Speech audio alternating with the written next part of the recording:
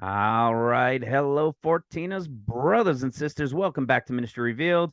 It is November 18th, 2023.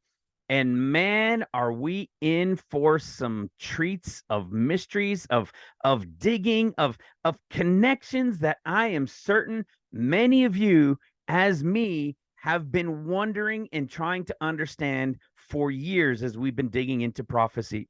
You see, as much as we've been revealed so much in this ministry over the last 6 years, that the books being open, there are still so many incredible parts that we do not yet understand. Well, last night was my usual time. I should have done a video last night, and I was all prepared. I was going into Revelation 13, and I was going to break it down and make more connections and try to show some portions out to kind of make it more clean. And I just couldn't do it. The spirit was literally holding me back. And for the past week or so, I think I even mentioned it in the last video that I'd been digging a lot into Daniel, in the book of Daniel, and especially from Daniel 2 and then from 7 through 12. And there's all these things of these horns and a different horn. Wait till you see it. And a different type of horn and the beasts and the connections and we've understood parts of it, but we never really understood the greater portion within these. And as I was reading it throughout the week, I couldn't understand why it was talking about still Media Persia and Grecia, and that was all of chapter 8. Like, it's all Media Persia and Grecia. And I'm like, but hold on a second. Shouldn't that already be a little bit further down? Why is the story still talking about this? And so I'm digging in some more.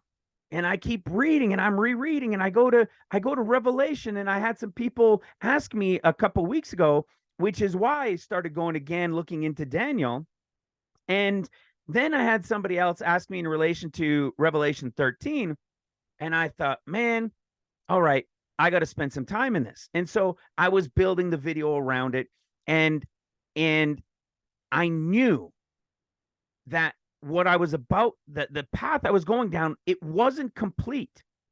And of course, we never have the complete everything story. We've got the big overall picture, we've got some of the moving parts and pieces, but we've understood in the last several months that with the remaining, hopefully, prayerfully, 8 months or less that we have to go, we are going to be revealed an incredible amount more.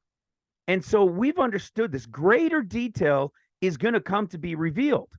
Well, that's what began happening last night. I just couldn't pull the trigger. It was like 7 o'clock. I was in here. I had my mic. I had everything going, and I was ready to pull the trigger, and I couldn't.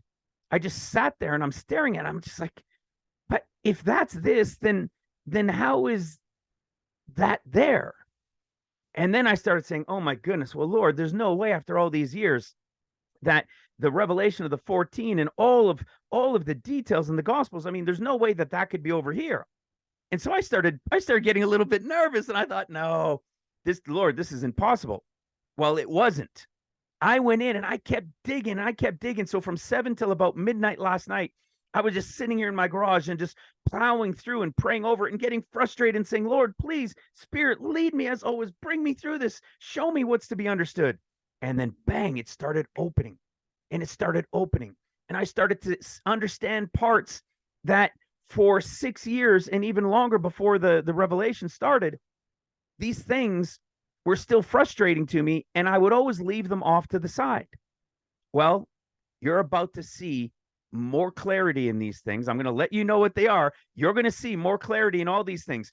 From Revelation 12 to Revelation 13 to Revelation 17 to Daniel 7, Daniel 8, connected into Daniel 2, you're going to see this clarity start to open even more. Is it the end of the revelation of it? Is it every part and piece and clarity? No. Is it more than we've had before? Absolutely. And I can guarantee you, if not all of you, just about every one of you who's been digging into prophecy for decades or for years here in the ministry, have probably come across these, or most certainly have come across these, and maybe have had the question yourself, or maybe because you're just so used to just reading through it, maybe you didn't even notice it. Well, for me, some of these things had been in the back of my mind for years, and it would have to be something I would just have to read over because I didn't fully understand how it played out. Well, you're going to begin to understand this in the unraveling that's starting tonight, brothers and sisters. And it is awesome. It's a wild journey. And so with that, I was, again, like I said, I was going to be doing a video last night, and that's why it didn't happen. And so the reason why I'm doing it this afternoon instead of later tonight is because it's my wife and my 23rd wedding anniversary today, November 18th, year 2000. We got married. Easy for me to remember. I'd be in trouble if I ever forgot that one because it was the year 2000. So we're going to go have a bite to eat here, excuse me, for dinner tonight. And so that's why I'm doing it this afternoon. So with that, we appreciate your prayers, your blessings, and everything else. And we love you guys. And I wasn't going to leave you hanging. There was no way I could hold on to this much longer. And I spent more time today. And so it's not going to be, I'm not going to be, hopefully I will be clear and concise. And, we'll always go back and we'll rehash. And so this is the beginning of the journey. You guys know how it works here in this ministry. If you've been around for a while, you know that how it starts. When revelation comes, I process it, I go through it, I break it down, and in myself first, in reading it and understanding it, then I bring it to you guys. And then as we bring it forward, we continue and we develop in it and we grow in it, and even greater clarity comes so that it becomes like second nature. I've always used this example. It has happened in dozens of different places throughout the revelation over 6 years. But I always use one great example, which is the one when we realize that the Lord's coming on heavenly Mount Zion at the end of the 6 years of seals, before he returns feet down on the Mount of Olives at the end of trumpets. When that revelation came, I posted like a yield sign and the greatest revelation ever, because up to that point, that was also another great revelation. Now, if you've been in this ministry for any amount of time, it's just another revelation. I mean, as mind-blowing as it was, it's just another revelation now. Is it still mind-blowing? Is it still incredible? Absolutely. But it's now just part of our daily conversation. We know there's pre-trib. We know they go to the third heaven. We know there's a mid-trib, and it's when the Lord comes on heavenly Mount Zion, destroys the beast, and trumpets then will begin, and then he's cut off, and then when he returns feet down on the Mount of Olives at the 14th year, I mean, it's second nature to us now. And I'm certain that that's the type of thing that's going to happen with this too. So with that, if you're new to the ministry, you guys always know, I always recommend people come to the playlist and watch the first 4 videos in this playlist. You can also come to ministryrevealed.com. Here's the homepage. Okay, this is the homepage. And for those, this is a little side note before I keep going on that. For those that were requesting, so a couple videos ago, 2 videos ago, I don't remember now. I did a video that had kind of 2 parts in it, and the second part was the timeline. So it was a request to bring about the timeline, and so I think it's about 1 hour and 40 minutes that reveals the revelation of the 14 years and the portion called above. So it's about 1 hour and 40 minutes. You can download the timeline 1 click. You can watch it right here. You can download the video with 1 click. It's all right here, and this is on the homepage. Eventually, our brother Jimmy said he'll do a page in the menu that will be called the timeline, and it'll just be that info on that video and the same links and so forth. But now back to those who are new to the ministry, you can go to the intro series on the YouTube channel and watch the first 4 videos, or you can come here. This is video 1, and it's a 22-minute intro about the next 1, 2, 3, 4 videos. And so what you're going to find out, this second video, which is a breakdown of this revelation of who the Gospels are speaking to, you're going to find out that the synoptic Gospels of Matthew, Mark, and Luke, in the end of days, it's Luke, Mark, and Matthew. The last will be first, the first will be last. Well, we've revealed it here. You're going to see that in this 30-minute Bible study that will begin to open the revelation to you, you're going to see these differences within the Gospels of the synoptic Gospels that people thought were contradictory. They thought, people have come against it. Millions of people have come against these contradictions, and nobody could ever give them a proper explanation of what it was. You know, you can't change that. Luke's transfiguration story said about in 8 days, yet Mark and Matthew said after 6. So something is going on, and there are many things like this in the Gospels. Well, the answer will begin to come clear to you in this 30-minute intro, all from Scripture. You'll begin to see it, and you will see that it's all prophecy. It's prophecy, and it reveals the different groups within the end of days, the pre, the mid, the post. It's going to blow your mind. This then, once you understand that Luke's discourse, Mark's discourse, Matthew's discourse, their gospels are to different people, you'll realize that so are their discourses to different periods of time. And Mark's is the 7 years of seals. Matthew's is the 7 years of trumpets. Luke's is a portion where the bride goes first, and then there's a period of 50 days that plays out. Then 7 years of seals and 7 years of trumpets, Mark's discourse and Matthew's discourse. There's no way you can begin to understand this until you first realize this differences within the Gospels being revealed. And then, how was it all missed? Well, it's all because of Matthew. For centuries and centuries, we've all been taught from the Gospel of Matthew. That's why some people see pre, some people see mid, some people see post, and everybody tries to smash it in one 7-year period. And it's because everybody looks to Matthew and hasn't understood that Mark's discourse is not the same. Go read it for yourself. Matthew's discourse is chapter 24 and chapter 25. Mark's discourse is chapter 24, and the context and the wording within it is different. And then you go to Luke's, and it's completely different. You'll understand in this is a full-length teaching, about 2 hours and 45 minutes, and it will blow your mind, because once you begin to understand the other parts that came first, that in the 2 intros, you're going to understand how all of this was missed, because we've all been taught from the foundation of the Gospel of Matthew, and we simply looked to Mark and Luke as little accessories to get a little bit more detail. The revelation of the end of days is the mystery within the differences in the Gospels. And you could never have understood it until you understand the differences in the Gospels, the revelation of the years. Then you'll realize it was all missed, because we only saw from the 7-year perspective of Matthew's Gospel, missing that Mark's was 7 and Luke's was the portion of 40, 50 days above the 14 years starting. I promise you, it'll blow your mind. Once you watch that, then you can go deeper. This is a deep 3-hour study into the differences of the Gospels. This will reveal the differences in the discourses and their timing, pre, mid, post, and typologies all throughout the triumphal entry, the transfiguration story, the resurrection story. It's awesome. The whole thing is awesome. So you, like I said, you can either go to the website, or you can go, of course, here to the playlist. Let me just reduce that volume. There we go. Of course, and if you would like, you can click on Ministry Revealed from right here. You can also click it right here. You can find out the details of the ministry. You can support the ministry on GoFundMe, PayPal. We've got Facebook and Twitter. Our website is taken care of by our brother Jimmy Luttrell, who does an incredible job. It's a beautiful website, easy to use. Our Facebook is by our brother, we call him Uncle Jimmy, who is actually working in the background. If anybody's skilled with editing and doing videos and stuff, he's doing a great work in the background for the ministry to tie it all together with a great visual video, not just me talking and going through scriptures. So I'm looking forward to that. He's working on that. And our sister Trisha, who takes care of putting our posts of videos and so forth on Twitter. So I appreciate them all as well.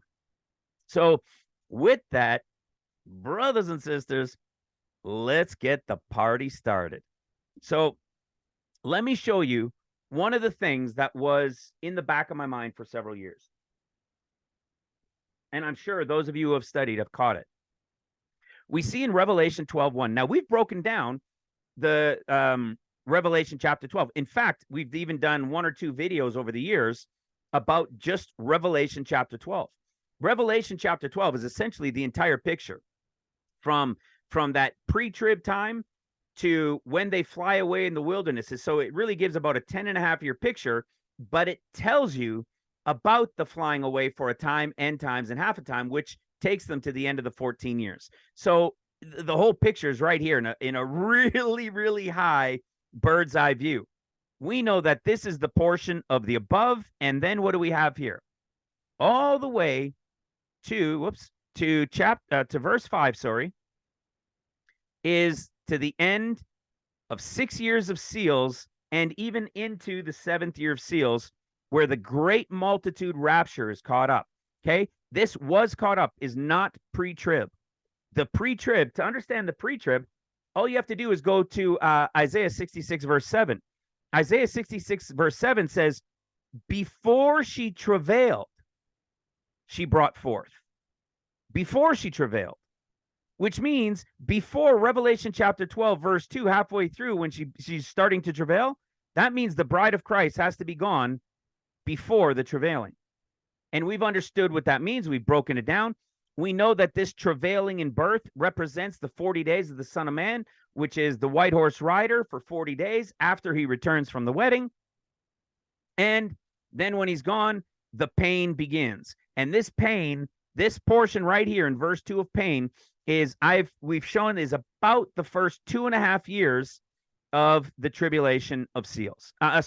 Yes, about the first 2.5 years after the 50 days. So when Mark's discourse begins, this pain to be delivered, which is the beginning of World War III, starting with the attack on Jerusalem, and then World War III breaking out around the earth, this represents a period of about 2.5 years into the 14 years.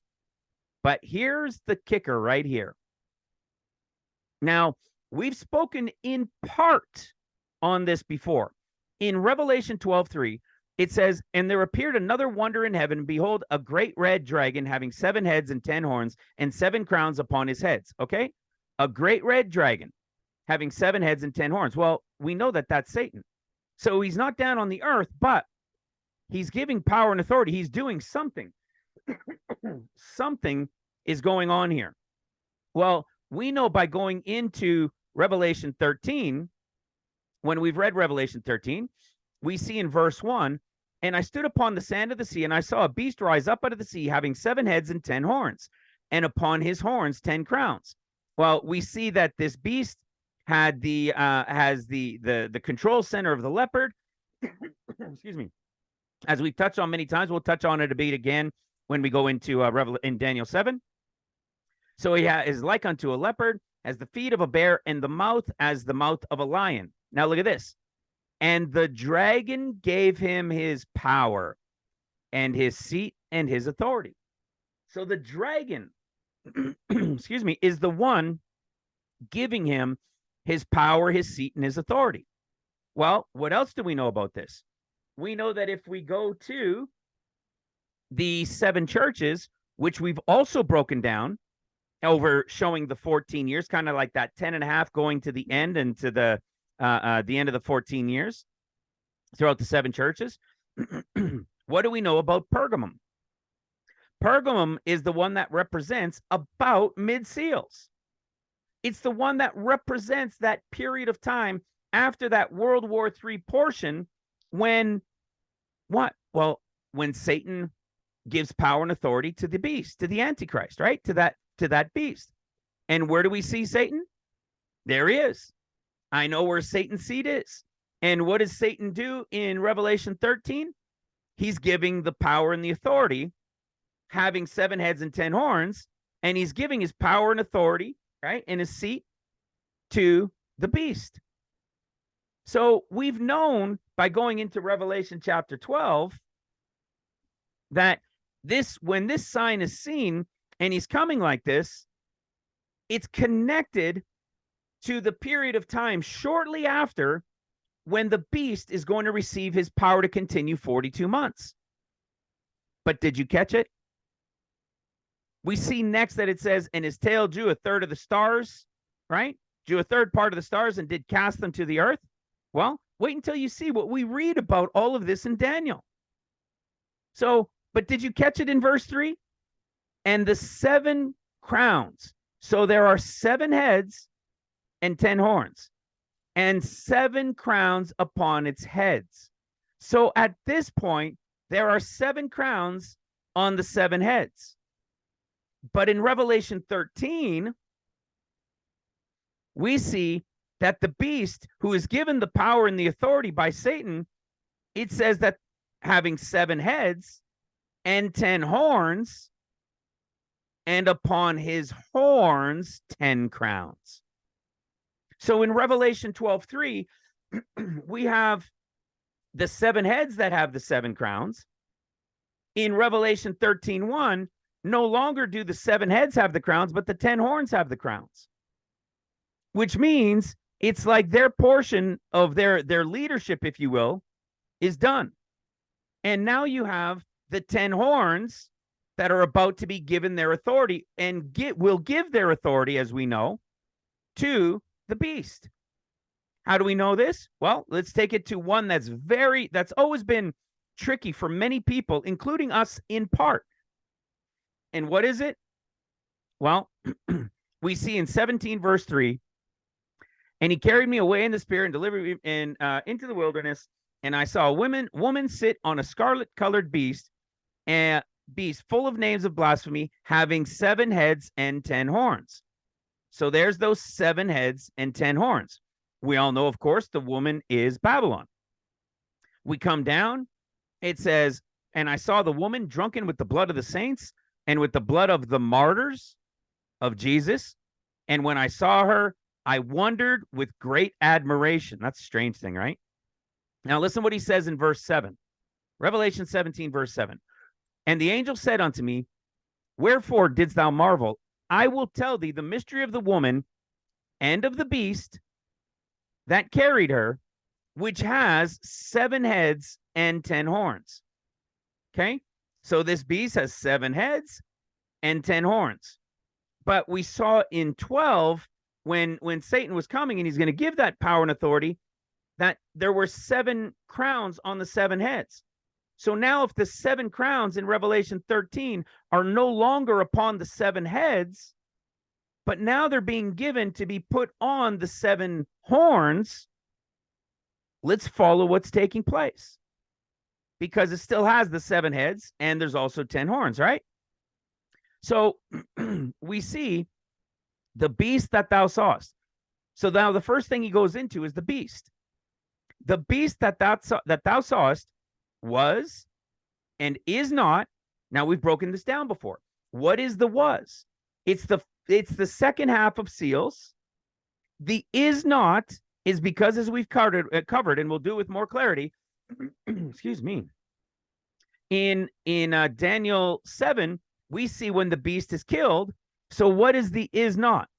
The is not represents the first half of trumpets, and shall ascend out of the bottomless pit and go into perdition.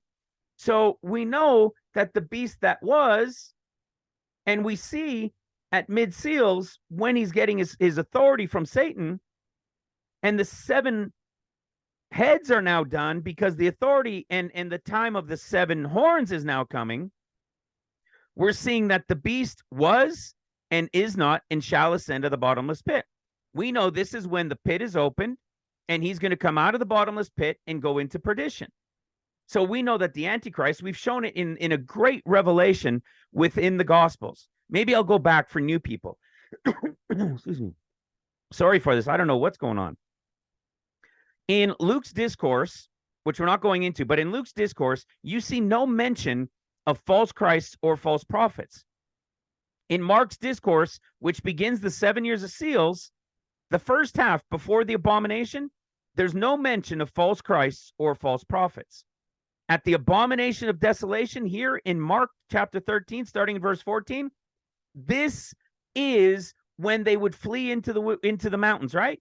This is when the beast will get his power to continue for 42 months. Okay, we've shared on this. And who's there? Well, the false prophet, right? Who's telling everybody now to worship him and to get the mark and everything else. And so look what happens after that. Now, after the mention of the abomination of desolation, you have now false Christs and false prophets on the scene. which means in that second half of seals, there's your false Christs and false prophets. But what do we know happens when the Son of Man comes after the end of 6 years of seals? We know that he's going to kill the Antichrist. The beast is going to be killed. We see that from Daniel 7, and that's why we see in Revelation 17 the beast that was, okay, at mid seals, the false Christ and false prophets. So there's your false Christ. And then Christ comes, and we know that he's going to be killed according to Revelation 17 and according to Daniel chapter 7. We're going to cover these things. Then you go to Matthew's gospel, and you go to Matthew's discourse, which now begins the 7 years of trumpets. And the Antichrist has now been killed, which means only the false prophet is still around in whatever capacity. And when we come to Matthew's discourse, look at what we see. Before the abomination of desolation that takes place in Matthew's discourse, you see only false prophets, but no false Christs. Remember in Mark's, you saw nothing? It wasn't until the abomination of desolation, the false Christ and false prophets. We know that false Christ, Antichrist, is killed. So who would be left at the start of trumpets in the second half of tribulation? Well, now at the start of trumpets, you have the false prophet, but no false Christ. And then what happens? So what's happening here? It's like like Revelation 17 is not. So he was in the second half of seals. He is not in the first half of trumpets. And then it said, and shall be when he comes out of the pit. Well, when is the pit time? When the abomination of desolation that takes place in Matthew, which is after the temple had been built and the city rebuilt and so forth in the first half of trumpets, now Messiah is going to be cut off, Satan is going to be cast down, and the pit is going to be opened, and the beast will come back. And look what happens. Now false Christs and false prophets are back on the scene. So what did we see? So for the first half of seals, he wasn't. Nobody was, right? They weren't. But then you see the abomination of desolation. So you got false Christ, false prophets. Then he's killed at the end of seals.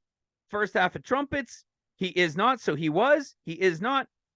And in the second half of trumpets, he shall be. This is exactly what's going on in this conversation of Revelation chapter 17. Okay, so this is what's being told to us. The beast that thou sawest was and is not and shall ascend out of the bottomless pit and go into perdition. Okay, and it tells you, watch this. Where is it? Verse 9. Listen to this. After my sip of coffee. So in verse 9, it says, here is the mind which has wisdom. The 7 heads are 7 mountains. The 7 heads are 7 mountains, right? A hill, a mountain, okay? On which the woman sits. And there are 7 kings. 5 are fallen, 1 is, and the other is not yet come.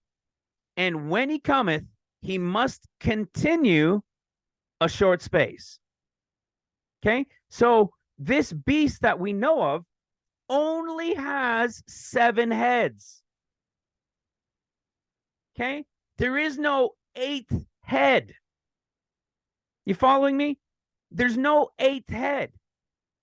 There are only 7 heads. Let me give you an example with the picture.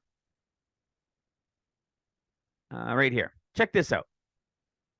It's a beast that has 7 heads. It's not a beast with 1 big head and then there's 7 other heads. Otherwise, it would have said there were 8 heads. It's a beast with 7 heads. And this is important to understand because then it goes on to say in verse 11, and the beast that was and is not, even he is the 8th. Well, wait a second. How is he the 8th if there were only 7? Well, it means he had to come out of the 7th. Right? He had to come out of one of those 7 kings. So he's a portion of that 7th king. So what do we see? And the beast that was and is not, even he is the eighth. Well, wait a second. He can't be the eighth if there were only seven, unless he was what? And is of the seven. He is of the seven. See? From, out of, out from among of. So he is a part of the seven. Well, if the other ones are dead and five are fallen, one is, and the other is not yet come, who's the seventh, and he's going to continue a short space, then the eighth one must be what? Must be the seventh, or come out from among that seventh one, be coming out from him. You following? So we know that the was is the second half of seals, is not is the first half of trumpets, and goes into perdition is the second half of trumpets. But he's the eighth one, but really he is of the seven. And to be more precise, you can say of the seven, but you can even say of the seventh, right? It doesn't say of the seventh, but there are only seven heads. And it tells you that he is from, of, among the seven. Well, if there are only seven and you're among the seven, that means he has to be a part of one of the seven. Okay? And goes into perdition. Then he explains the 10 horns. And the 10 horns, which thou sawest, are 10 kings, which have received no kingdom as yet, but receive power as kings 1 hour with the beast. And they have one mind, and shall give their power and strength unto the beast, and these shall make war with the Lamb. So the beast and the 10 kings, the 10 horns, are going to make war with the Lamb, and the Lamb will overcome them. You see, do you see how the Lamb overcomes them? Do you see a sword mentioned here? Interesting, right? Now, we know that there are two swords in Luke chapter 20 or 22, and it represents the two battles, one at the end of seals, one at the end of trumpets. We've understood that. But in this one, we don't see a mention of sword. It's more like fire, right? We know that he's going to destroy them like with a flame. Here's a great example. In 2nd Esdras chapter 2, which we just did a video on the other day. And we see, the pre-trib, bewilderment of mind. There's red horse rider time. They're going to go against each other, neighbor against neighbor, kingdom and kingdom. And then towards the end of seals, then will be revealed. And what are they going to do? They're going to leave the warfare they had against one another, and they're going to gather an innumerable multitude to come to conquer them. And where's he going to be standing on? The top of Mount Zion. You see, because this is the end of seals. He's coming on heavenly Mount Zion. He's not coming feet down on the Mount of Olives at the end of seals. It'll be a place prepared and built. This is where the great multitude rapture is going to paradise. And what does it say? And he, my son, will reprove the assembly of the ungodliness as you saw with the storm. Watch this. And he will reproach them to their face with their evil thoughts and the torments which they are to be tormented with, which were symbolized by the flames, and will destroy them without effort by the law, which was symbolized by the fire. Okay? So we don't see any mention, even though there's this war and the Lord wins, he's going to defeat them like with nothing. Essentially just the flame, the fire of his word, and he's going to defeat them. We've shown recently, we know this is the end of the 6th seal time, the end of the first 6 years in that time frame, because it's the Lamb that's at war. And we see it's only uppercase L and uppercase K. Everything else is lowercase. Okay? So we've seen this before. So what we're seeing here is that the 7 mountains are the connections that come first. Then when he shows up, when the beast, this beast, Antichrist beast, shows up on the scene, what is he? He's the 8th, but he's of the 7. Of course he's of the 7. He was in part with the 7. That was here to what? Continue a short space. What is that continuing a short space? How about 42 months? That's not a long time for a king to reign, is it? He's going to continue a short space which is the same as Revelation 13, which we see when Satan gives his power to him. We see that he's going to what? Continue 42 months. So we're seeing that. We've understood that. But wait until you see these connections that are coming in from Daniel. Okay? So he's going to continue a short space, and the beast that was and is not, even he is of the eighth. So you have, as I said, we all know there are 7 beasts, right? 7 kings. These kings are the beasts. I don't know if you get that. These kings have to be connected to the beasts because it's one beast and there are 7 heads. And what did it tell us about this beast? You're going to see in Daniel chapter 7 who this beast is. It's represented by a person, but it's like many people say, it's the beast system because it's not just him. And what we always have to remember is that there are things that were going to be taking place all throughout the Middle East while things are also taking place throughout the earth. So there's devastation and attacks and enemies and things going on in the Middle East, but World War III is also going on around the world. So again, 7 into 8. And we see what? When do the 10 horns that represent the 10 kings, when do they come into play? Well, they don't come into play until after this beast shows up on the scene, who is of the 7. Well, when does he show up in the scene? He shows up at the was, which is the second half of seals. So this means, and this is where I was getting stumped up for a long time, because we know, as you're going to see here in Daniel, we know, or actually, no, at the end of later in Revelation 17, we know right here that it's going to be the beast and those 10 horns that are going to come to fight against the Lord, when the Lamb, when he comes at the end of the 6th year of seals. So there had to be where all of this connected only in the first half of tribulation, right? In the seals portion. And when I was reading some of it, I was kept scratching my head, because why does Revelation chapter 12 have the 7 crowns on the 7 heads? You see, something was going on. This means up to this point, there's your 7 crowns on the 7 heads. But then what happens? The one who is the 8th, but is of the 7 or even the 7th, he's now taking over. The dragon is giving him his power and authority at that point when that great sign is being seen. And now he's getting his great power, his seed, his authority. And who is Satan the dragon? You guys remember who Satan and the dragon is? He's Nakash, right? The serpent. The serpent in Hebrew is called the Nakash. And we're going to get to that a little bit later, because the Nakash is what? Is the coppery underbelly of a serpent, right? It's the copper color of a serpent. That's the description of Satan the serpent.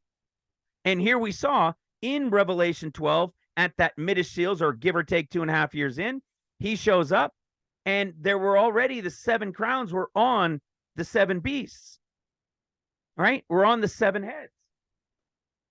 But this one isn't this one of those 7. He's the 8th, but he's come from one of them. And he's now given this power to continue for 42 months. And we see the 10 horns are the ones that have the 10 crowns. So this means in Revelation chapter 17 that this 7 heads and 10 horns, that this right here is all during the first half of seals. That this relation to everything going on with the 7 heads, who are the 7 mountains, is all during the first half, leading up, is all that World War III and all of that stuff that leads up to about 2.5 years into the first half of seals. And then once those 7 no longer have their crowns, which connects to this place, then the beast has the 42 months. So in fact, I even wonder, is this continue a short space? Is this actually this beast that is the 42 months? It may not be, because this one is directly connected to the 7. But the one for the beast in the was isn't. So I think what you're looking at here is that these 7 heads that are the 7 mountains, 5 are fallen, 1 is, and 1 is yet to come, and he's going to continue a short space. This may only be until that about 2.5 years into seals. It may, I don't even know if it is. Look at the difference, actually. The word stay, abide, it's 3306. Do you know, I think I just noticed it wasn't the same word in Revelation 13 when he gets to continue 42 months. Look at that. It's not even the same word. 3306 from 17 to 4160 in Revelation 13. You see, it told you this is going to be fluid. There's going to be pieces that are going to jump out along the way as well. And as I said, we're going to continue to build on this in the coming weeks and months with more and more clarity. So what we're seeing here is that these 7 kings total, by the about 2.5 years into seals, their time is over. Okay? Their time is over. But you have to understand something, because this is something that I know a number of you have questioned within the ministry that do understand some of these things and that have been seeking some of these things. I've even questioned it. I've probably questioned it a handful of times. And every time I go in, there is one question in Revelation 13, outside of this stuff, there is one question in Revelation 13 in relation to what happens to the beast that has me wondering, is it possible that Revelation 13 is mid-trumpets? But no, it doesn't make any sense. And what we had to understand is this, all of this connected together right here. So you have the 7 kings that are the 7 mountains. And these 7 kings that are 7 mountains on which they sit, right? Or on which the woman sits. This one is only going to continue. The 7th one is going to continue a short space. We saw that all 7 had their crowns. And when Satan comes, what happens now? This 7th one right here, this 7th one is coming to the end of his short space. And then what do we see? The beast that was is now going to take over. He's going to begin his was, which is that second half, about 3.5 years into seals. But here's the crazy thing. Follow this, guys. You're going to have to rewind. You could pause. You can rewind, watch again. That's the great thing about YouTube and recordings, right? Follow this. He is what? Of the 7. So what happened? Oh, don't worry. We're still just in Revelation. You're going to see it explode in Daniel, as I personally have never seen it before. And you're going to see the difference between horn and horn. I love it. That's why a program like this, eSword, is so powerful. Get KJV Plus, and look, you get definitions of words. You can search words out, meanings, definitions. Everything starts to open up to you 10 times, 100 times more. Okay? It would mean that when something happens, as we're going to talk about in a bit, in Revelation 13, to the beast, some people can read it and interpret it as I've gone into and others have, but the rest of the story doesn't make sense. That the beast who came what? Let's just go to it. Let's go to Revelation 13. Look at what it says. Okay? And I saw one of his heads. Wait a second. Did you hear that? And I saw one of his heads. How many heads does he have? 7. I saw one of his heads as it were wounded to death, and his deadly wound was healed, and all the world wondered after the beast. One of his heads. not the horns, one of the 7 heads. Well, what are we looking at down here? If it's one of the 7 heads that was wounded, and we see that there were 7 heads that are 7 mountains, and we know the 7th one is the one that continues a short space, there's your 7th one. And what does it say about the next beast? Right? What does it say about the beast? That was and is not even, he is the 8th. So what are you seeing about the beast? The beast is the heads. He's the body, it's his whole being, but he has 7 heads. So the beast, it's telling you, and the beast that was and is not even, he is the 8th. So the beast himself are the heads. And so if it's the 7th head, one of the 7 that was wounded unto death, and what happens? Who's the one that then shows up?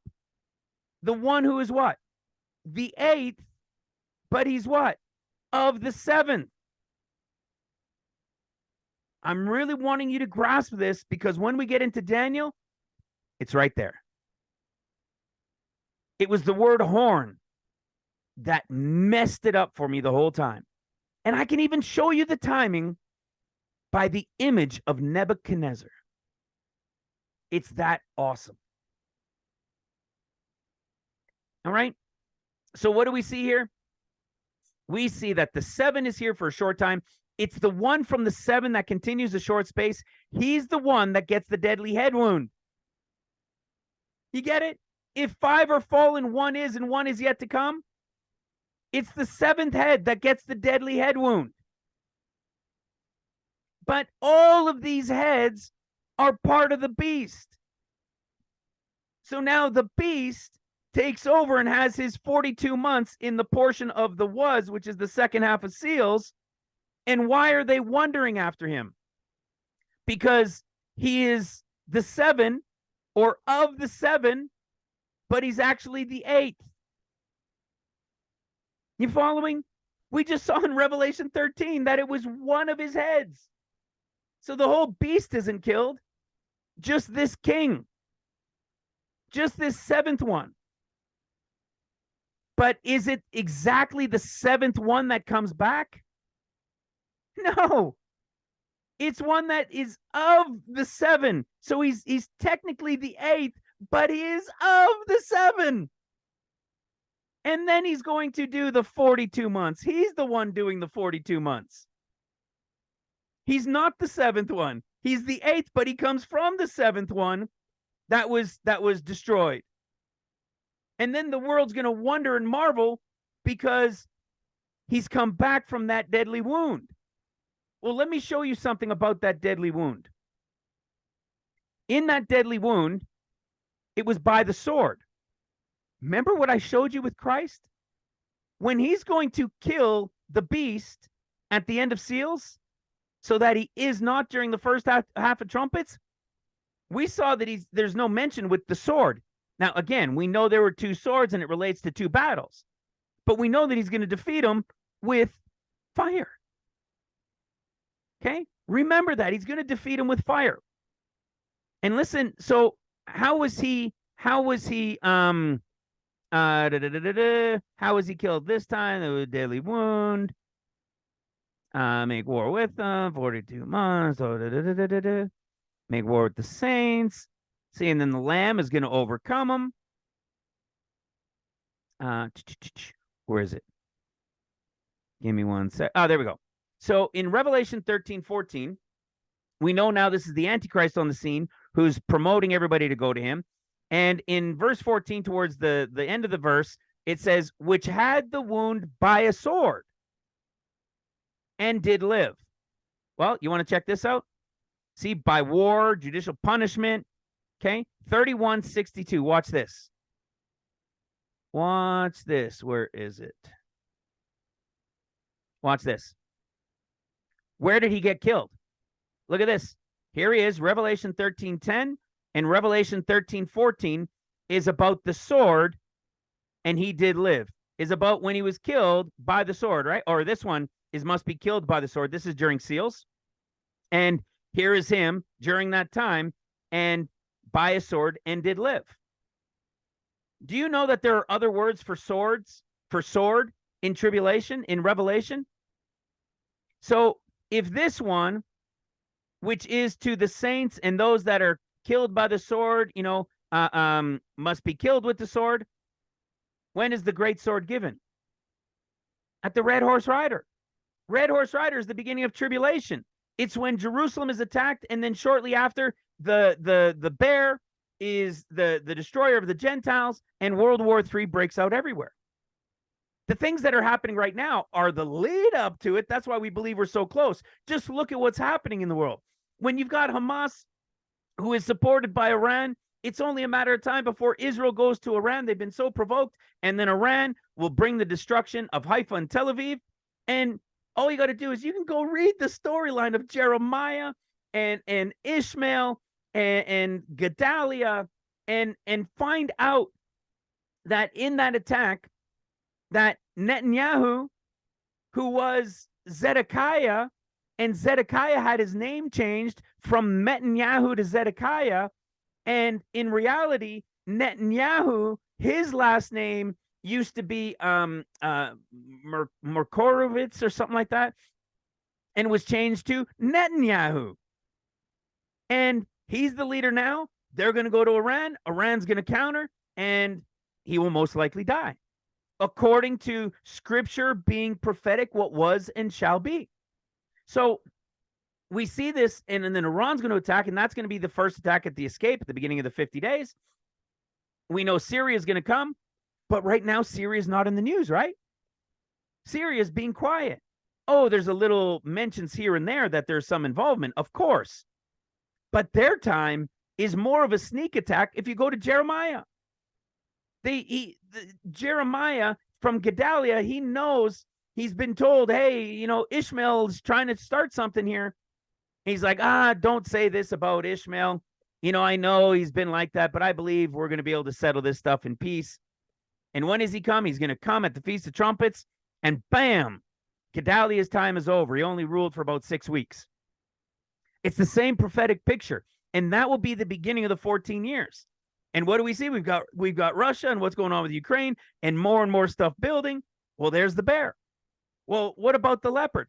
The leopard is the body, right? It's that control center we've been talking about. We've been talking about it for years. And what's the control center? Well, you've got the World Economic Forum, you've got the German Klaus Schwab, and all of those there. And what are they controlling? They're going to control the entire thing.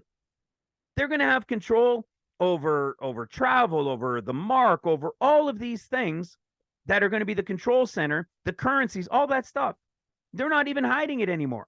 So now when we see this war and we're praying for the people over there, same with Ukraine, you want to talk about signs? My goodness. Everybody is in play, and the one that should be quiet is a little bit like a mouse for now. So now look what happens. Here's where the great sword is given at the red horse rider at the beginning of the tribulation, when Jerusalem is attacked and destroyed at the start of the 14 years. And what does this start? That they should kill one another, neighbor against neighbor, people against people, right? And here's your portion during seals. And what does it say about the beast? It says that his wound happened and did live. Well, when did it happen? It's connected to the same sword. It's the same sword from Revelation chapter 6, which is telling us that the sword that he was killed with happened during the time of the first portion of seals. Well, exactly. You know why? Because this is one of his heads, and it's the seventh one of the heads. Because when the beast gets power to continue to 42 months, he is the eighth who is of the seventh. He's not actually the seventh, but he is of the seven. He comes from that seventh one. And he's the one who will now continue 42 months. And he will be the was. And then he won't be. And then he will be again when he comes into perdition. You following? It's so crazy. So when we look at this again in a picture, there's the whole beast, and there's 7 of them. 5 will be gone, 1 is, and 1 is yet to come. And then when we see that he had 7 heads and 10 horns, and the 7 crowns were on the 7 heads in Revelation 13, which is when the sign is seen of this, then what happens? This guy right here is the one that's killed, this 7th one. A short space, which is during that portion of seals, that latter mid portion of seals. And he gets a deadly head wound. One of the 7 gets the deadly head wound. And then what happens? The deadly head wound, he comes back from the deadly head wound. Is it the 7th? No, it's not the 7th one coming back, but it's one of the 7. So he's connected to it. And do you know all of this is only to mid seals? It's all only till about that 2.5 year range. We can prove all of these things by seeing that it's the dragon that gives him his power. We can see right here from the revelation of chapter 12 that we've known for years that this is when the great sign comes. We see the 7 crowns on the 7 heads that for the longest time had me scratching my head. Why here do they have the 7 crowns? What are we missing? That when we get to Revelation 13, they're no longer 7 crowns on the 7 heads, but they're now the 10 horns have the 10 crowns. We see that the one of the heads, like what on earth did all that mean? That it's one of the heads. So if it's 7, and we know it's the 7th one that has but a little time, this is the one that's gone, that gets killed. And then they all wonder because he comes back from the deadly head wound. But you're going to see he doesn't actually, that's why he's called the 8th. He's not actually the 7th. He's of the 7. And he's considered the 8th. But you see, there were only 7 heads. But what, again, are the 7 heads? The 7 heads are 7 mountains, and the 7 mountains are what? Kingdoms. They're kingdoms, which means they're kings. They're kings on their mountains, on the peak of their mountains. They're the kings. They're the top of their mountains, which means the 8th one, who is of the 7, is one who's going to come out from the 7 to be king over that kingdom. So it's the return. It's the coming back of that kingdom with this king who's taking over the 7, who is of the 7 and is really the 8th. You see, he is of the 7, but he's the 8th because there are only 7 heads. There is no 8th head. So he's coming up from that 7. Are you ready for this? Now let's bring this sucker in to Daniel. Look at what happens here. We see that there are 4 beasts come up from the sea, one diverse from another. What do we know about the lion? That is Assad. That's not even a mystery for us, right? We know that Assad, and I was gonna share on this in the last video for those that are newer. I was going to show you the info on it. You can pull it up online. Assad's family name up to his grandfather, the family name used to be what was it? Oh shoot.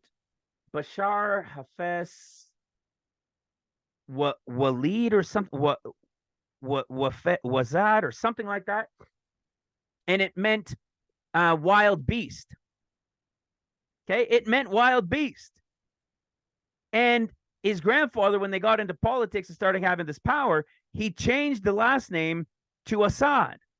And Assad means lion. So what is Assad? Well, Syria is from the north, and the attack on Jerusalem comes from the north, and it's a beast who is a lion. A beast who is a lion. Well, there's no more easier clip to figure out in all of Scripture with just a little bit of study to realize that it's 100% Assad. And I'm not going to break that all down. We've done all this before. We know he relates to the Ishmael. We know, go to Revelation 16, and you see when Abraham has his first kid, it's Ishmael. And then after 13 years, a covenant is made. And in the 14th year, the promise shows up. That's the picture of the end of days. 14 years, 13 to the end of tribulation, or the end of the 13th year of trumpets. Or sorry, the end of the 13th year of tribulation is the end of the 6th trumpet. And then bang, the Lord returns feet down on the Mount of Olives. Okay. Not like at Mid-Seals when he came on Mount Zion. And it's the same pictures. You got 13 years. And then the promise comes the 14th year when Abraham went from 86 to 99 and then 100. It's so incredible. We see it in Isaiah 9. We see it in Jeremiah 4, right? The lion that has come up from his thicket and the destroyer of the Gentiles is on his way. That's because the lion attacks and destroys Jerusalem, and the destroyer of the Gentiles that is on his way is the bear. It's Russia that comes next, and that will bring about World War III throughout the whole earth. But it will, true World War III, people will say, well, it's already started. Yeah, of course, you could say it started. It's been happening in secret places for many years. But the actual event that begins World War III is when Syria attacks and destroys Jerusalem and they flee from the land. The bear, that's Russia. That's when now World War III will kick off and it all gets crazy. The leopard is the control center. So what do all three of these first beasts, what do they represent? These first beasts, these first three are the representation of the first 2.5 years of tribulation after the 50 days.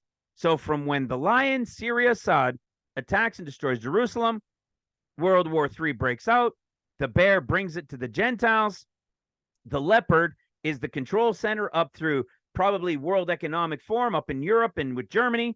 All of these things, as we've been sharing for years, now becoming more and more and more clear. So these guys will have, like I said before, that word pained in Revelation chapter 13, that word for, Revelation 12, in verse 2, that word for pained, this right here equals, this one word is the picture of the first 2.5 years of tribulation. To torture, pain, toil, torment, toss, vex. And you know what scriptures tells us about this? It's the beginning of tribulation. It's just the beginning. The first about 2.5 years of World War III or of tribulation is World War III. And it's simply called the beginning of tribulation. The beginning of sorrows and pain. Crazy, right? Well, you better believe it's crazy, because when the dragon shows up and the seventh beast who comes back as the 8th, when he gets that power at about Mid-Seals or about 2.5 years in, that's what Mark's discourse calls. Let's go to it. It's the one that Mark's discourse now says, because now, you see, the first half was just World War III and craziness and things going on, right? There's going to be persecution and all sorts of things. But when the abomination, which is the worshiping of the beast, the mark of the beast coming, now at this point right here is to flee. This is when they flee. And it says what? For in those days shall be affliction such as was not from the beginning of the creation of God, which God created, unto this time. Because it's directly connected. All this stuff in the first part before the abomination is all the word pain. It's World War III. You see? So at that abomination of desolation that we're reading about, after that midpoint, well, now we get into Revelation 13. We see that the one of his heads, which is that 7th one, is killed. And so when he comes back from it, it's not actually him. It's that kingship, which is one of the seven, which is the final seventh one, which is why he is technically the eighth, but he's of the seven because he comes from that seventh one. You see? And now they're saying, oh, who's going to make war against him? So we can understand that this deadly head wound that happens and how the eighth of the seventh one comes isn't about Messiah killing him and him coming back at mid-trumpets. This was such a huge relief. I knew it. I understood it about 90%, but this one thing I simply couldn't wrap my head around. And so for, like I said, 4 hours last night, and I'm scratching my head, and I'm, Lord, please. And I'm just digging it, and I'm being diligent, man. I am patient. I am going back through the books. I'm focusing on the details of the words, the definitions, their root words, and I'm digging into this sucker, and it finally starts to make sense. Now it's really starting to open up. Now, like I said, we did have a lot of understanding, but there were little piece here and a part here and a piece there. Do you notice what's not talked about here? Even though the 10 horns have the 10 crowns by this 2.5 year point, which means this deadly head wound happened in that 2.5 year time frame, probably in the latter end of that 2.5 year time frame. Because when he comes back, we know it's a portion that's kind of connected to not being World War III anymore, right? Because now they're all saying, who's able to make war against them? So even though there's still going to be war throughout the earth, the overall, I think, absolute devastation and craziness of World War III is going to be settled down. Even though there will definitely be war still going on around the earth, by that mid-ish seals, the big World War III will be over. You got to remember what's happening. People are crying out. It was the time of the greatest revival in the midst of World War III. And people are crying out, and they've seen loved ones dead everywhere. Earthquakes and tsunamis and World War III. And I mean, death is going to be crazy. Probably, I think, 1/4 of the earth. So what do you think people left on the earth are going to be doing? Crying out for anybody to save them. Crying out for anybody to save them. You see? So who's going to make war against them? And that's why everybody's in wonder and everybody's in awe. And so what are they going to do while being in wonder and in awe? Well, there's your Antichrist. Your false prophet. And what does he do? Of course, we know it's the image of the beast, right? So we have the image of the beast, causes all both, small and great, take a mark in the right hand, their forehead. So what period of time is this? This is mid-seals. This is why when you go to Mark's discourse, you see the abomination of desolation in Mark. It's this one. It's not about stepping into the temple that's going to be rebuilt in the first half of trumpets. This is the Revelation 17 at the portion of the was, right? That was is the second half of seals. Because in the context of Revelation 17, it's saying the was is not. So now it's talking like the first half of trumpets is the conversation, and shall be, which will be mid-trumpets after Messiah is cut off, after the temple had been built. So what you're seeing is Mark's abomination of desolation. The Mark's portion is the world. So when the world will be given the mark of the beast, and most people will what? Will easily accept it because of all of the desolation and destruction that they've seen take place throughout the earth. All of the loved ones dead and not having any food and being destitute and starving to death. This is why the Antichrist, this beast, will not officially step forward on the scene until the latter portion of World War III, or that about 2.5 years into seals. It's not enough for the world and millions of people to have vanished that the whole world's gonna be like, oh, okay, give me the mark, oh, I can't believe it. But if you add that to all of the devastations of earthquakes and tsunamis and volcanoes and meteors in World War III, people, that's why it says in Mark 13, it'll be worse than it was all the way since creation until this point now. We don't really get what that means. If World War III is just the beginning, and all of those other things that are in that period of time are just called the beginning, imagine what it will mean when Antichrist gets his power. You know what it means? It's the time when he's going to go killing all the saints. This is going to be the time when in Mark, they've all fled to the wilderness. So they're going to places of safety and protection. The Lord by the Spirit will lead, because you got to remember, in the midst of the worst time in human history up to this point, it's going to be the greatest outpouring of the Spirit in light to this point. You see? God's not going to let his people just hang loose and do whatever. Are many going to be killed? Absolutely. But are majority going to survive? Absolutely. So out of, I believe it's probably going to be around 1.2 billion in the great multitude rapture at mid tribulation, right? In the seventh year of seals. So how many? 2 million, 200 million, 300 million, 400 million maybe die or be killed? Could be. But the majority, I believe scripture shows that the majority of them will still live. So what do we see? Now is the time of the mark of the beast. You know what you don't see conversation about? You don't see any conversation yet about the 10 horns. But we do see that the 10 horns have now received their crowns. But what we don't see is them going to fight or do anything yet. But they have received their power as kings because they've been given crowns.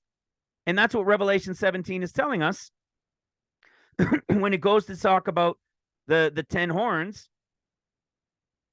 See, so the beast that was, so in this portion of the was, which is what we're talking about, which is Revelation 13 and that second half of seals, you see that the 10 horns, which thou sawest, are 10 kings, which have received no kingdom as yet, but received power as kings 1 hour with the beast. They're going to give their strength and their mind and their might. And what are they going to do? Well, the beast and the 10 horns are now going to go after the Lord when he comes on heavenly Mount Zion. And this is what we were looking at right here in Second Esdras. So now when we go back into Revelation 13, we even see, so, I remember even myself years ago, we continue to grow in understanding. We continue to grow in wisdom and in knowledge. And you can settle down in your spirit sometimes as things become more and more clear. And the number of his name, well, first of all, you got to remember 3 things, okay? That no man might buy or sell, save he had the mark. Well, look at what the mark is.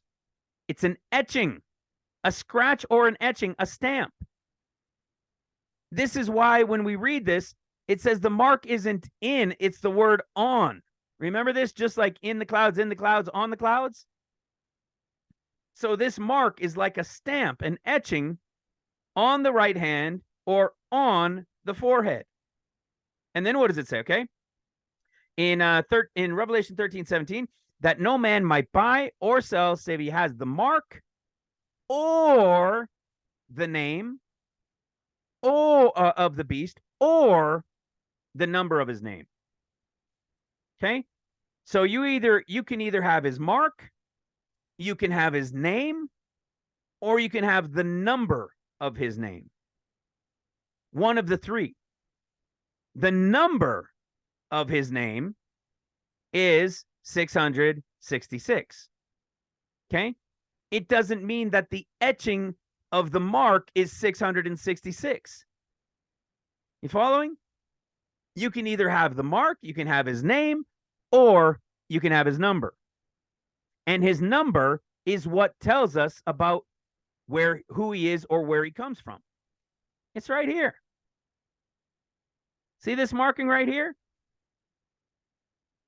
Everybody should know what that symbol is, at least if you've been in this ministry for a little bit. Right? We know what that is. Did I bring it up? Yeah, I did. Okay. Here it is right here. A lot of you guys have seen this. This is the Bisma Allah, however they say it. This is how they spell it. In the name of Allah, Bisma Allah. I don't know if it goes right to left or whatever. Bisma Allah. Okay? What is it that we're seeing that John wrote from his vision? 666 is precisely this right here. So what or where does the Antichrist come from? He's an Arab. He's a Muslim. He's Arab, Muslim.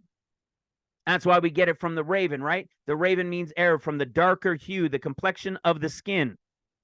And Bisma Allah is what this is saying, which is Muslim.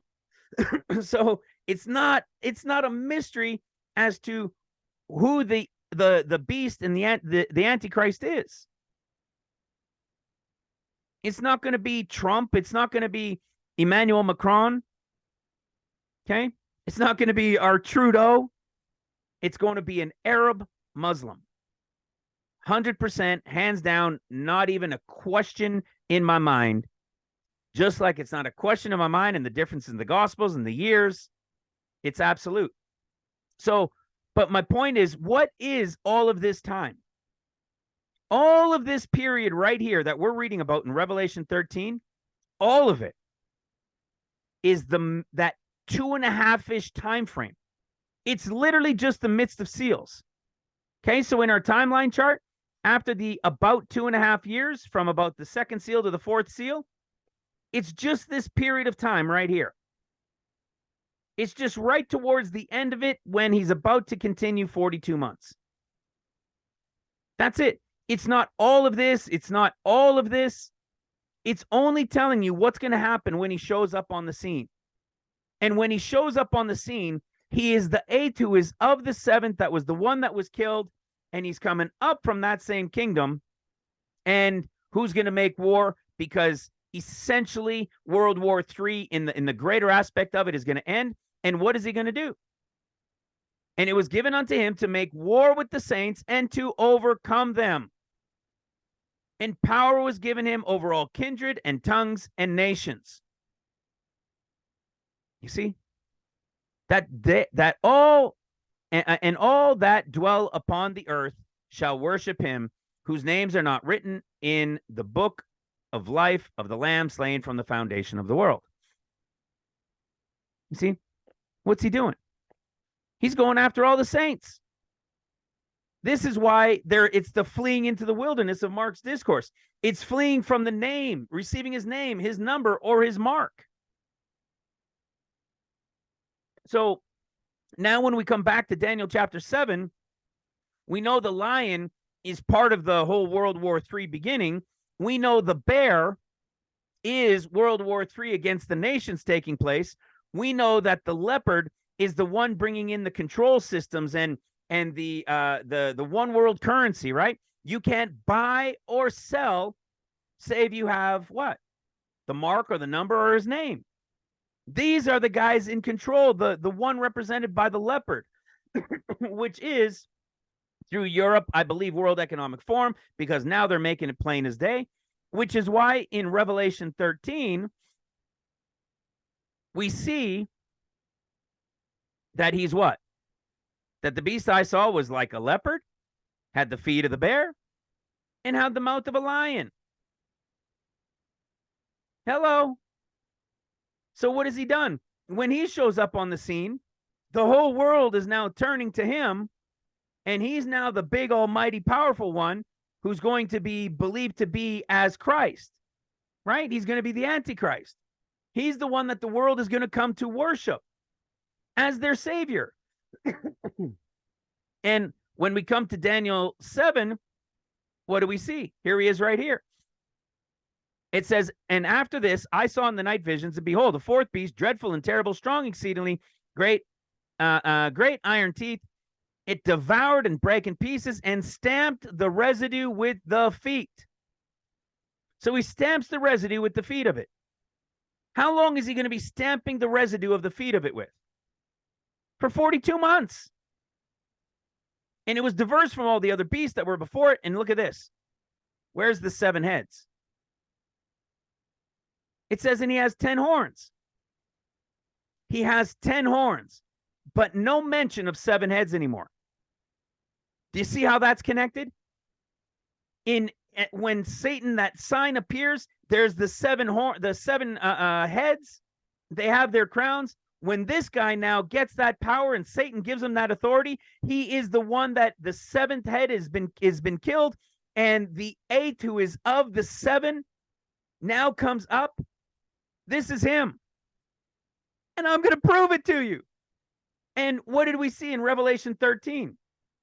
We saw that it was now the 10 horns that had crowns, not the 7 heads, because he is the 8th that is of that 7th, from that same kingdom of that 7th one, but more powerful, more dreadful, more everything. And look at these 10 horns. Look at this. Wait till you see this. This is so awesome. This word for horns, okay? Like a horn, a cornet, okay? Remember this. Had 10 horns. I considered the horns, and beheld, there came up among them another little horn. Okay, same word. 7162. 7162. Okay, there came up a little horn, by of which 3 were plucked up. And behold, this one had eyes like the eyes of a man. Now listen to this. And a mouth speaking great things.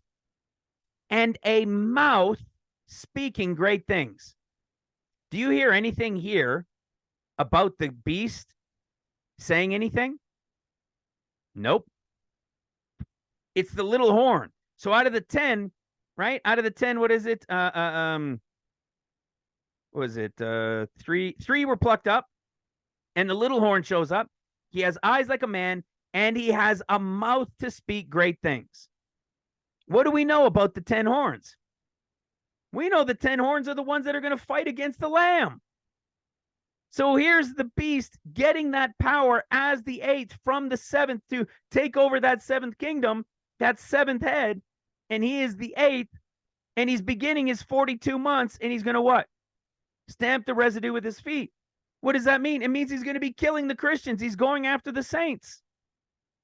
And towards the end, which the 10 horns now have their kingdom, right? Now have their crowns. We see 3 uprooted and 1 shows up. And this one, when he shows up, he's a mouth speaking great things. Now look at what we see in Daniel 7. Until the thrones were cast down and the Ancient of Days did sit. So what are we seeing? We're seeing the end of the 6th seal, the end of the 6th year of tribulation.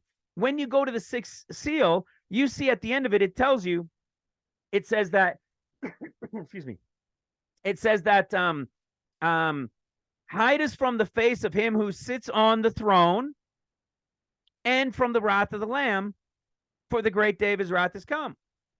Okay, that's the wrath of the Lamb. He's going to fight against the beast and the 10 horns and the beast, right? Because these guys are still here.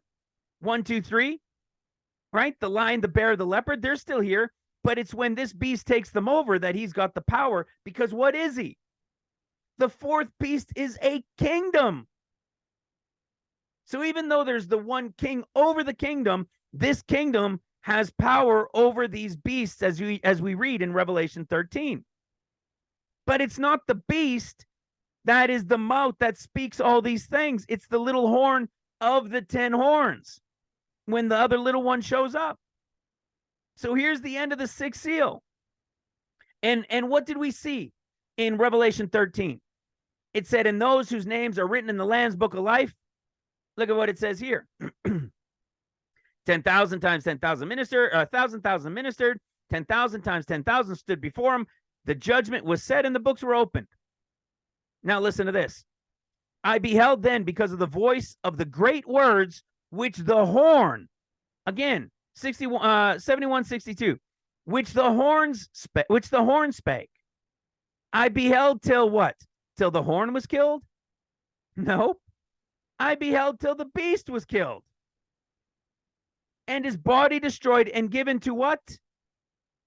The burning flame. And his body given to the burning flame. Sound familiar? Second Esdras, will we prove them? This was symbolized this was symbolized by the flame, and will destroy them without effort by the law, which was symbolized by the fire. No sword. No sword. See that? Just like Revelation 17.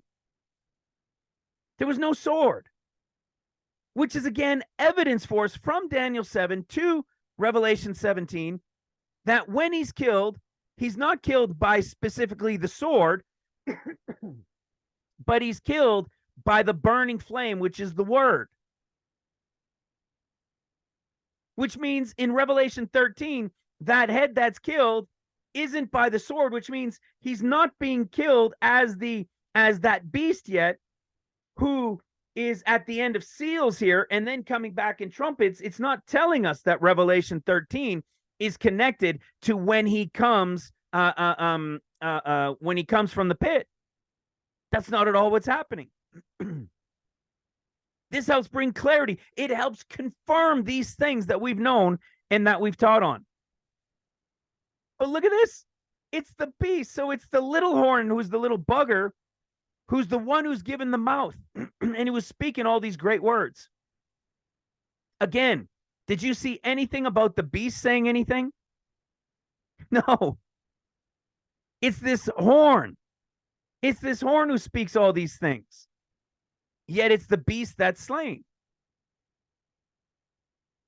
You see, it's the beast, and this goes back to why. So when you see him slain here, and this is something we've known and taught over the years, it's the Revelation 17 at the part where it says the beast that was. So when did this beast get killed? Well, he had his 42 months.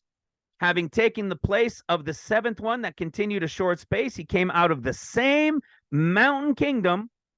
He was then for 42 months, and that is his was. Now you can see that he is not, because you just saw him being given to the burning flame. Even he is the eighth and is of the seven exactly. And what? He's still also going to be again, because he's going to go into perdition, like it said over here, right? The beast that thou sawest was, is not, and shall ascend out of the bottomless pit. Okay? It's so awesome to see this clarity. And there's still more, because we haven't even gotten into Daniel 8 yet. So, and then what did it say? The rest of the beasts had their dominion taken away, but their lives prolonged for a season and time. Which means the lion, the bear, and the leopard, they weren't killed. They weren't killed at the end of seals. But those 10 horns were, they're part of that battle. Doesn't mean all the 10 horns were killed, by the way. But we see that those 10 horns, and we see this battle taking place, and out of the leadership, it is the beast who had taken control over the system of the lion, the bear, and the leopard. But the lion, bear, and leopard weren't killed. The beast was. Not even the horn was killed. Who's the one causing all of the what? Who's doing all the talking? Look at this. If we go to Revelation 13, check it out. In Revelation chapter 13, we see, okay, and who's going to make war on the beast? This is when he comes as the eighth, who is part of the seventh. And listen to this. In Revelation 13:5. And there was given unto him, okay? It was given to him to give, to grant, right? Nothing overly clear because it's just a regular word. But it says, and there was given unto him, listen to this, a mouth speaking great things and blasphemies. Who is the mouth speaking great things and blasphemies? This is one of the reasons why before doing yesterday's video, I, for a while, had been going down the trail that if the lion is the head and he's the mouth, you see? So it says, and the beast, the leopard, was like unto a leopard. His feet were as a bear, and his mouth as the mouth of a lion. And the dragon gave his power and a seat and great authority. I was looking at it and saying, well, see, the lion is the mouth. It sure seems that way, right? And his mouth was that of a lion. But not according to Daniel. And there was given unto him a mouth speaking great things. So it would seem, in just reading it in Revelation 13, that the mouth is the lion. You see? Just taking Revelation 13 for what it says, it would seem that the lion, who is the mouth, represented of the beast, is the one speaking these blasphemies. And I knew within that I was missing something. And so, of course, where to find these answers, because they all tie together from Daniel into Revelation, we saw that it had nothing to do with the lion. It was the horn. And in Revelation 13, the 10 horns have their kingdom, right? Have their crowns. And yet there's the bear, the lion, the leopard. So we know the mouth isn't the lion. It's the little horn from among the horns, who's the one who's blaspheming and speaking all these things. But wait till you see the other little horn. So we saw this. So we saw in the little horn, great words which the little horn spake. And the beast was slain and destroyed by the flame of fire, as concerning the rest of the beasts. You see? So the lion's not being killed. They had their dominion taken away, their lives prolonged for a season and time. And then what happens? Jesus is given dominion. Okay? We know that this happens. This is when Messiah is going to proclaim, is going to make a covenant, right? At the end of seals, at the end of the 7th year of seals, dominion's given to him, and he's going to make a covenant. It is the Son of Man, it is the Lord who's going to make a covenant at the end of towards the end of the 7th year of seals. Now listen to what it says in the description. These great beasts, which are 4 kingdoms on the earth, shall rise out of the earth, but the saints of the Most High will take the kingdom and possess the kingdom forever and ever. Then I would know the truth of the 4th beast. Okay, so that's the thing. Who is this 4th beast? That's kind of still the mystery, right? Who is this 4th beast? This 4th beast, which is the Revelation 13 beast, it's not Assad. He's a part of the system with Russia and with Germany and the World Economic Forum, if it's them. And it says what? Then I would know the truth of the 4th beast, which was diverse from all the others, exceeding dreadful, whose teeth were of iron and nails of brass. Copper. Well, who's the copper? Right? Who's the copper? The Nakash. Who's the Nakash, guys? The serpent. See? From the red color of the throat of a serpent. So we know that the serpent is connected to copper, right? Brass, copper. And what do we know within it? From this coloring, we know that this beast is the one who was given his power and authority by the dragon, who is the serpent, which is what? The time of copper. This time connected to copper. Well, who's the time of copper? Nebuchadnezzar's dream. What happened during Nebuchadnezzar's dream? The head of gold, the arms of silver, and the arms of silver were what? Persia, and what is it? Media and Persia. Who's copper? Greece, right? Or not Greece, Grecia. And we're going to talk on that because Grecia could also be what?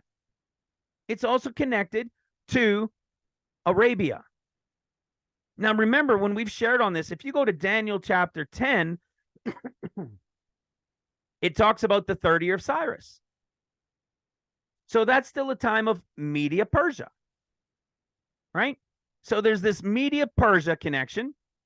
And we know there's Media Persia, and he's fighting against them until he's got to go fight. And in the latter days, who's going to show up? The one who shows up is the Prince of Grecia. What is Grecia? Also of a place in Arabia. Well, all of this is still connected exactly where it should be. This is a representation of seals to the 10 toes, which are like a picture of the 10 horns. Here he is, right in this time here, and he's represented by copper. Why does this matter? This copper, this bronze, why does it matter? Because it's a period connected to Satan, for which we have shown in Revelation 12, which is the midish point of seals, which we've shown in Revelation 13 through all of this, that it's that midish point of seals, which we've shown through the 7 churches and the midish point of seals. Do you realize in Revelation, which we've shown in the book, in the Ministry Revealed book, the 7 churches, the things that played out in the ancient days, right? In the was, the things that played out and are playing out in the is to come. What is Pergamum? Pergamum is the picture of Constantine and Antichrist. This is when they flee into the wilderness. This is Mark's fleeing into the wilderness time. When? When the beast and the Antichrist beast, when he gets his power to continue for 42 months. What does this represent on the imagery? It represents the copper. It represents that copper, that bronze. It's Greece, or I should say Grecia. You see, this is where it gets very strange, because all of this is showing you to the point of the power when Grecia has it. But do you realize how many come out of Grecia? Do you realize how many come out of Grecia? It's going to blow your mind. It's going to blow your mind. So let's see. We get in Daniel chapter 7, we get the interpretation. Okay, 4 kings, iron, brass. And what does he do? He stamps the residue with his feet. So we know who he is. He's connected to the Grecia portion, that copper or bronze. That's the portion he's from. And that's precisely the midish point of seals when he's going to then go after what? The Christians, the saints. And the 10 horns that were in his head, and the other which came up, before whom 3 fell, even of that horn, again, still the same horn, 7162. All of Daniel 7 is the same horn definition, whether it's 10, whether it's the little one, whether it's the 3 that were removed, it's all 7162.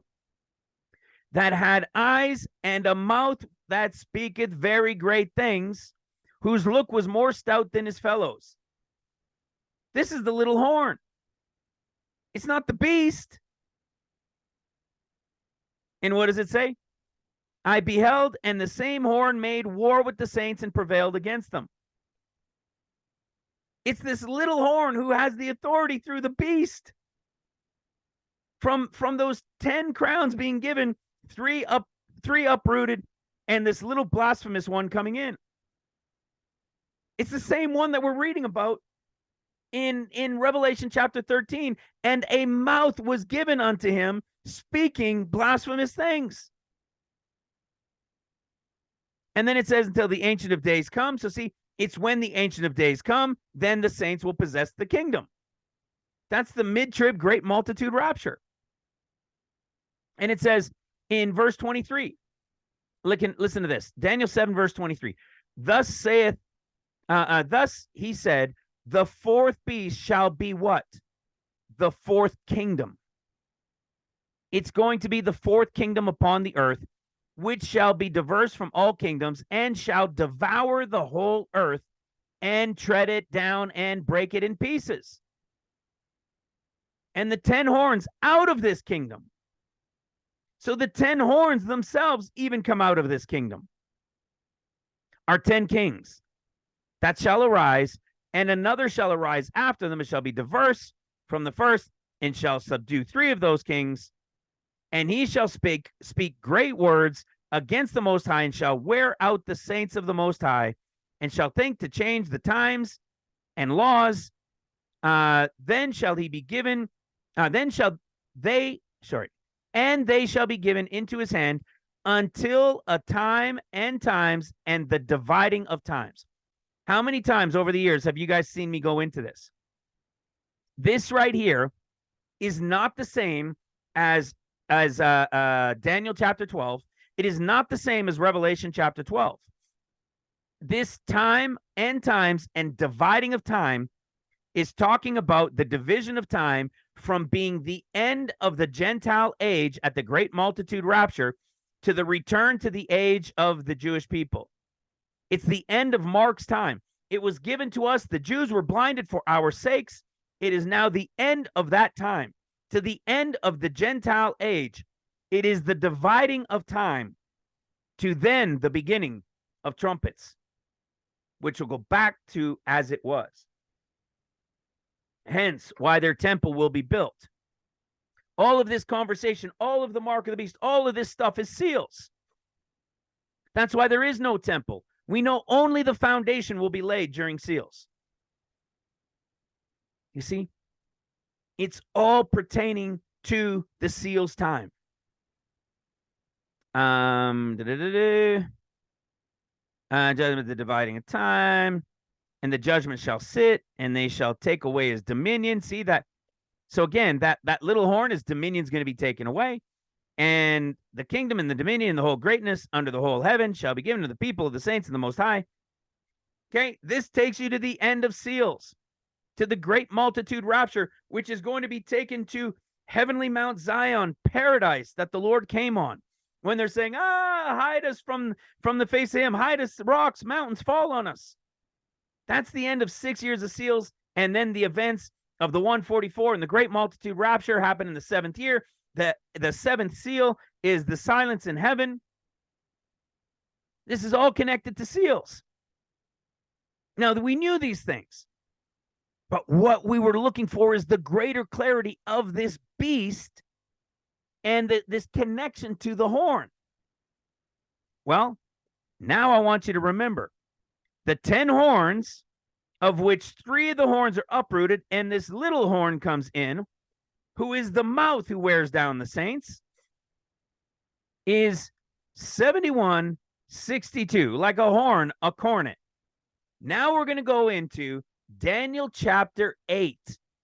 And in Daniel chapter 8, I think most of you, if not all of you, are going to understand for the first time something that I had never caught until yesterday. That's why I posted in the forum. So anybody, when you hear me ever talk about the forum, you can go to the Ministry Revealed website. You can click on the menu, click on forum, take you a few seconds to sign up. You can join like-minded brothers and sisters on there, sharing on scripture and prayer requests and news and events and all sorts of things going on in there. About 1,200 people around the world. And I posted about 1:30 last night in the morning about doing this video because I was like, I couldn't sleep. I was up till 3 last night, just on edge after all of this. Because here's what you're going to see in Daniel chapter 8. Let me show you this word in 7162. Okay? This word 7162, look at this. It ends in Daniel 7:24. Daniel 7, Daniel 7, Daniel 7, Daniel 7, Daniel 7, and then it has Daniel 3. Okay? This is it. It's a cornet, like a flute, okay? And it's only in Daniel 7. But wait a second. Aren't there horns in Daniel chapter 8? Yeah, there are, but they're not exactly the same. These horns are a different number. There's 7161. And do you want to know what the difference is? They're mountains. They can also be as a picture of mountains. In fact, they are mountains. Oh, it could be a tooth and a type of corner, you know, but it's about the mountains, the peaks of the mountains. Mountains? Wait a second. So these horns aren't regular horns. They're not the same horns as the cornet horns of the 10 horns, right? Because the 10 horns we saw in Daniel 7 have a different meaning that just mean a cornet or a horn. Revelation chapter 17 said that the 7 heads are what? It said that the 7 heads are 7 mountains. They are 7 mountains. And so when we go to Daniel chapter 8 and we're reading this word for horns, we're not actually reading horns. We're reading mountains. Seriously? Seriously? Couldn't it have said heads? Couldn't it have said mountains? I guess how are you going to describe a ram with 2 mountains? But the definition, this is why something like this, like the e-sword that I was talking about earlier, is so important. No, I don't have any shares or any payment for this. Everybody should have this at their fingertips. A few bucks a year, maybe free. I don't know if they still have it for free, but maybe a handful of dollars a year. It's awesome. It's the Strong's Concordance at your fingertips. So if we're reading in Revelation 7 that the mountains are 7, and then there's an 8th who comes from the 7th, and it turns out that these horns aren't horns but mountains, what do you think the chances are? Where is that one? Right here. Look at this. Do you see that the only place these horns are mentioned in all of Daniel is only in chapter 8? Only in chapter 8. One was in 7, one was in 8. One means actual horns, like the 10 horns and the little horn. But in Daniel 8, he's now being given the story of the mountains. Let's have a look at how many mountains there are. Daniel 8, verse 3. Then I lifted up mine eyes and saw, and behold, there stood before the river a ram which had 2 mountains. And the 2 mountains, okay, which means 2 kings, there were 2 kings, 2 mountains, were high, but one was higher than the other. So there was 2 of them. And the higher came up last. I saw the ram pushing westward and northward and southward, so that no beast might stand before him, neither was there any that could deliver out of his hand, but he did according to his will and became great. And as I was considering, behold, a he-goat came from the west, and on the face of the whole earth, and touched not the ground, and the goat had a notable mountain. So now we've got 2 and we've got 1. We've got 3 mountains. And he came to the ram, which had 2 horns, right? 2 mountains, which I had seen standing before the river, and ran unto him with fury and with his power. And I saw him come close to the ram, and he was moved with choler against them, and he smote the ram and broke his 2 horns. 2 horns, 2 mountains are gone. There was no power in the ram to stand before him, and he cast him down to the ground and stamped upon him. At first you might read this and say, see, there's the connection to stamping on the ground. No, because it's only him. So he's stamping the 2 horns. He is stamping the power of the 2 horns, these 2 mountains, these 2 kings. This one is stamping on them. And it says, and there was none that could deliver the ram out of his hand. Therefore, the he-goat waxed very great, and he was strong. The great horn, and when he was strong, the great horn, which is the 3rd mountain, was broken. See, wait until you find out who these are. You guys have read this before, but wait until you see who they are. And for it came up 4 notable ones.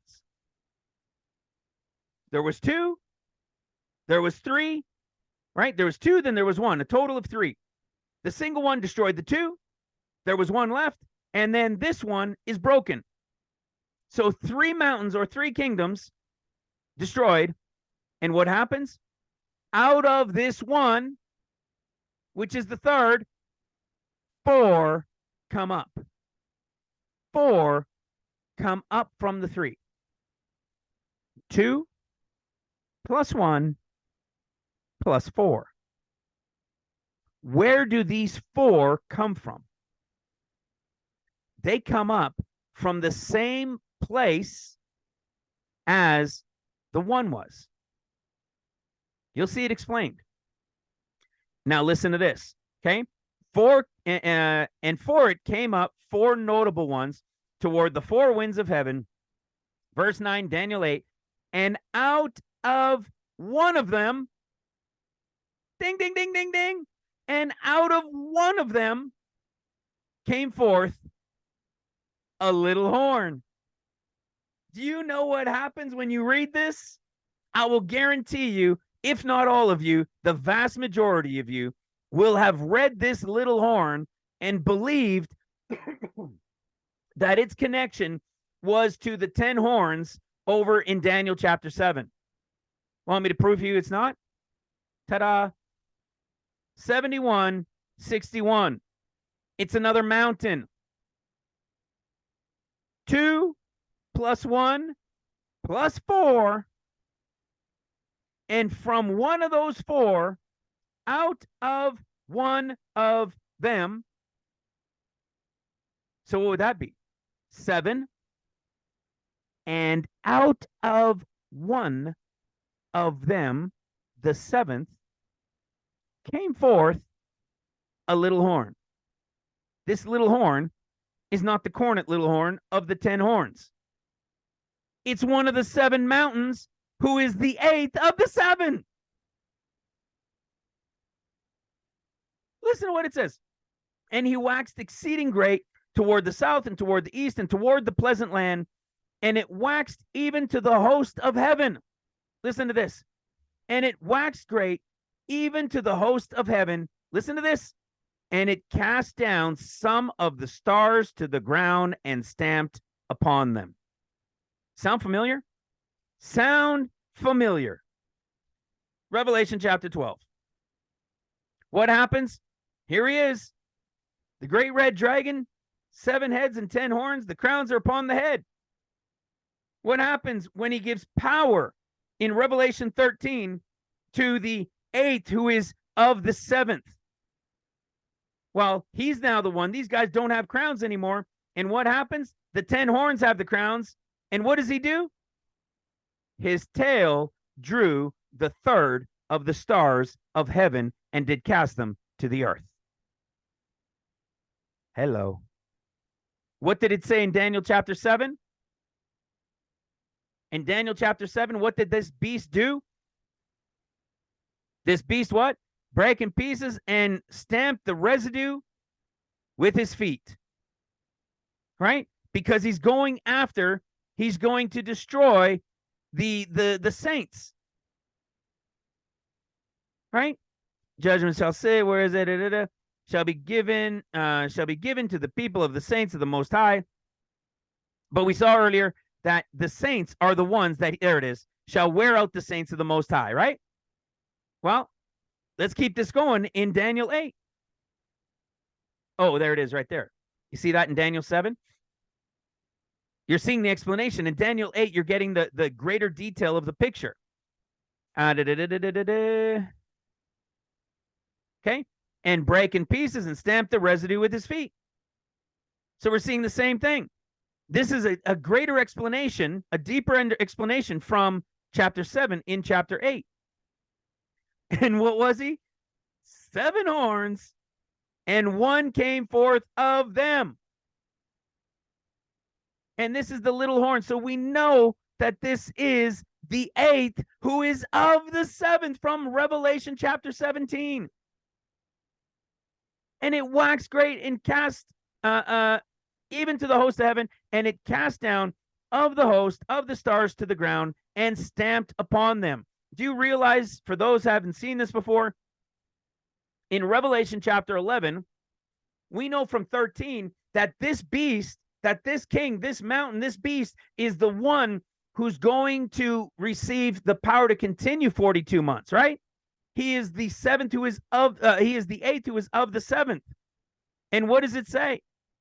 In Revelation 12, verse 2, how many times have you heard me break this down over the years? But the court which is without. What does that mean? But the court which is without. Well, we need to understand what period of time this is talking about. Okay? But the court which is without the temple, leave it out and measure it not, for it is given unto the Gentiles, and the holy city shall they tread underfoot 42 months. Who's being tread underfoot? Who are the ones being tread underfoot for 42 months? The saints. So what is it saying? Don't measure the outside of the court. What does that mean? The flesh. Don't measure, because who is the temple of God during seals? Well, we're still in the age of the Gentiles, right? That's why the mark of the beast is in the traveling temple, which is like Moses is the one covered in flesh that has, right, covered in skins and is portable. It's saying don't, but the court which is without the temple, leave it out. Just measure those. Just measure the spirit in these people, because they're about to be trampled for 42 months on the outside. It's the same trampling. Okay? As I said, many of these parts we've known before, but it's to be able to see the 7th to the 8th and to be able to tie in these connections and understand the little horn of the cornet horns, not the mountain horns, who are the heads of the beast, who are the beast. The 7 heads are the beast, right? They're the heads of the beast. So now look at what it says. So now we know that this little horn is the one who is the 8th and of the 7, not the little horn of the cornets, of the actual horns of the 10. And what does he do? He casts down the host of the stars, he treads upon them, and he magnified him. Now listen to this. And he magnified himself even to the prince of the host. And by him the daily sacrifice was taken away, and the place of his sanctuary was cast down. Do you hear him say anything? Do you hear him say anything? He's still, it's still nothing about him being the big blabbermouth, the big corrupt, blasphemous mouth.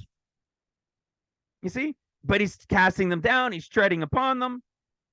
And it says, and by him was the daily sacrifice taken away, comma, and look at this. It's his haughty, high place, his self-righteousness, him lifting himself up. See? And the place of his sanctuary was cast down. And listen to this. And a host was given him against the daily sacrifice. Against, yet always in the last relation with a downward aspect. Because he's now in this elevated place. His place, his sanctuary, has been cast down, but now he is what? He is the puffed up. He is that leader on the top of his mountain. Right? On the peak of his mountain. And what is he doing now? He's given a host. So people that are worshiping him, and an army, a mass of people in war and in worship, are now coming to him. This is that Middish seals. He's now going against them. He's now, it's this time when the fleeing of the mountains of Mark's discourse takes place. Of the daily sacrifice by reason of the transgressions, and cast down truth to the ground, and it practiced and prospered. Now we get to an interesting place. Then I heard one saint speak unto another saint. I've always got a kick out of this. I haven't talked about it in a couple of years. Then I heard one saint speaking, and another saint said unto that certain saint, which spake, how long will be the vision concerning the daily sacrifice, comma, and the transgression of desolation? Okay, there's two portions happening here. to give both the sanctuary, check this out, which can be a saint, right? Exactly what I was saying in Revelation 11, right? The sanctuary can also be a saint. So that outer court, which is the flesh, don't worry about it. Just measure their spirit. But it can also be an actual sanctuary. So how long will it be given over concerning the daily sacrifice, and the transgression of desolation, to give both the sanctuary and the host to be trodden underfoot? See that? How long is this going to last? This period of time to be trodden underfoot. And not just trodden underfoot. See, to give both the sanctuary and the host to be trodden underfoot. Okay, you can see that they're connected. There's no comma, meaning they're added together. They're the same connection. It's the saints who are the sanctuary trodden underfoot. And he said unto me, unto 2,300 days, then shall the sanctuary be cleansed. Now, this one is still going to be up for debate. But the way I've always considered it was this. When we go to 2,300 days, it works out to about 6 years and 4 months. Now, where do I put this in the end of days? For me, I believe there's only two options. But I would calculate it from the beginning of the 40 days. You see, in Luke's discourse, we know the pre-trib happens. He's gone to the wedding. Then we see in black letters, then said he unto them, nation against nation, kingdom against kingdom, earthquakes, fearful sights. And then what does he say? Only in Luke 21:12. But before all these. So before the red horse rider, nation against nation, which means during the period of the 40 days of the Son of Man, which is about 43 days or so before the attack by Syria and the beginning of the 14 years, what do we see is taking place? It says, but before all these, they shall lay their hands on you and persecute you, delivering you up to the synagogues and into prisons, being brought before kings and rulers for my name's sake, and it shall turn to you for a testimony. Settle it therefore in your own hearts, to not to meditate before what you shall answer, but I will give you a voice. Verse 16, and you shall be betrayed by both parents and brethren and kinfolk and friends, and some of you they shall cause to be put to death. See that? If this is already taking place, that saints are being put to death, even in the midst of the 40 days, then where would I calculate what's being said in Daniel 8? You see, because it's talking about, hey, how long is this period of time going to last in relation to the sanctuary, which includes the saints and the trotting down underfoot? So there's a trotting down underfoot, and there's the destruction of the saints, and this combination of them. And he's saying that it's going to be 2,300 days. So if you take 2,300 days from that point, it will equal about 6 years and 4 months. Well, 6 years and 4 months, if we go to the timeline chart, there's your 6 years to the end of the sixth seal. And remember how it said about 6 months before the great multitude rapture? Whether it's 5, 7, a little less than 6, 4, 8, it's somewhere in that period of time.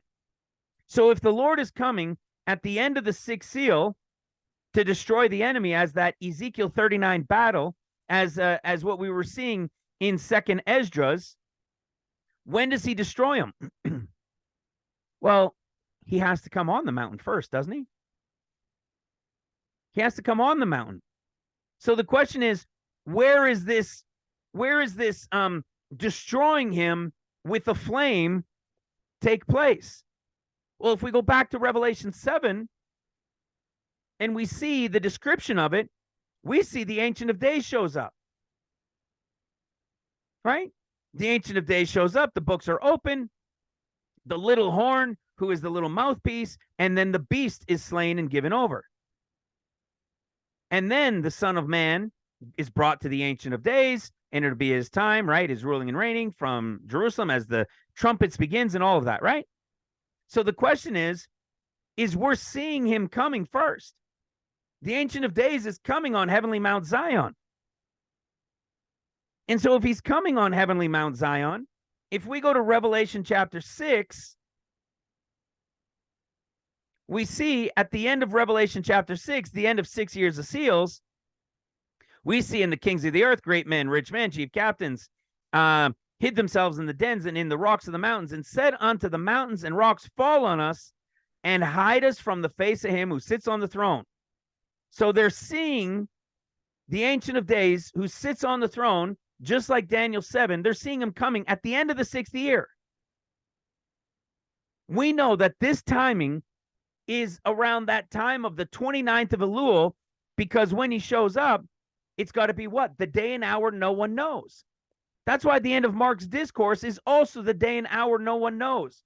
Because after 6 years, there he is coming on heavenly Mount Zion, and it's the day and hour no one knows. Well, did he destroy anybody yet? No. He's seen them coming, or they seen him coming.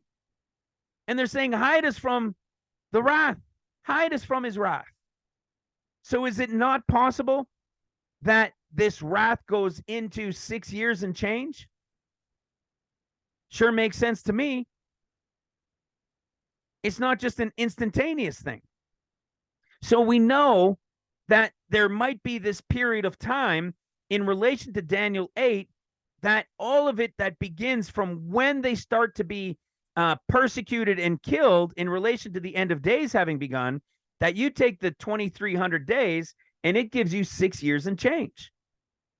The only other option would be that this would be split into 2 periods of time, meaning a portion of the second half of seals when he gets that power, and a portion being the second half of trumpets when he returns. And if that were the case, you could look at this as the sanctuary being when the temple was rebuilt, and the treading under feet would be the second half of seals. So this could be the second half of trumpets if you want, and this could be the second half of seals. Maybe, and this is up in the air. This is available for debate, of course, whether it's the last part of the second half-ish of seals and the second half-ish of trumpets, or if it's really telling us the portion of seals. I believe it's talking about seals, because we see from the beginning of the 40 days that this persecution and this chaos is going to begin. Because you got to remember, when the pre-trib group is taken and we're remaining from the wedding and the Lord comes, what are we doing? We're proclaiming the Lord. After we have our wedding banquet with the Lord, we're proclaiming. It's preaching of the Lord. It's letting people know what happened. And the apostles are already here, remember? The whoever the modern day apostles will already be here and will be beginning the greatest revival in human history. This is where, again, when you go to the book, Ephesus is the beginning of the 50 days. It's the wedding time taking place in heaven, and it's the beginning of the new apostolic age. It's going to begin right away when people realize that they've missed the great multitude, the pre-trib rapture. Most people will be questioning, will be in awe, will be wondering what is going on. How did we miss it?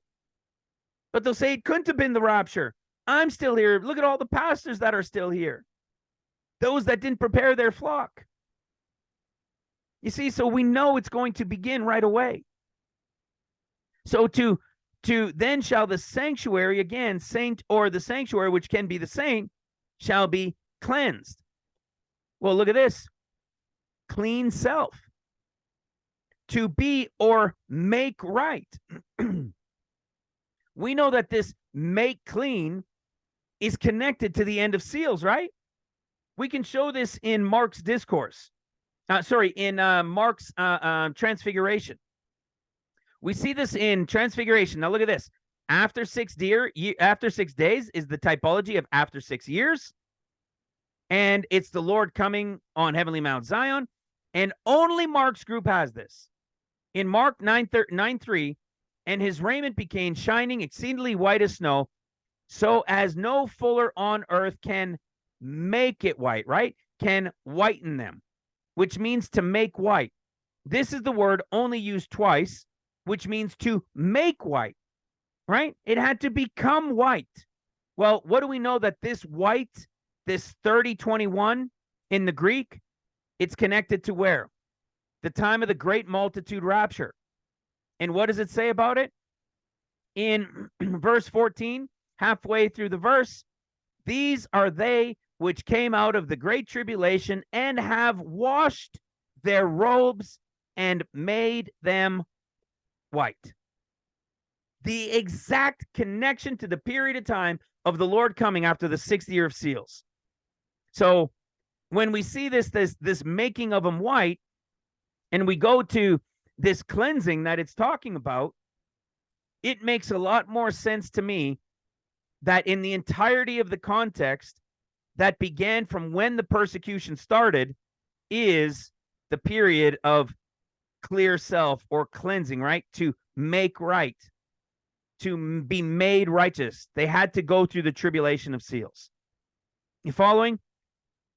Isn't this crazy? This actually means mountains. And there was one, there was two, and then there was one, and then there was four for a total of 7. And the little one came from one of the 4, which is the 7th.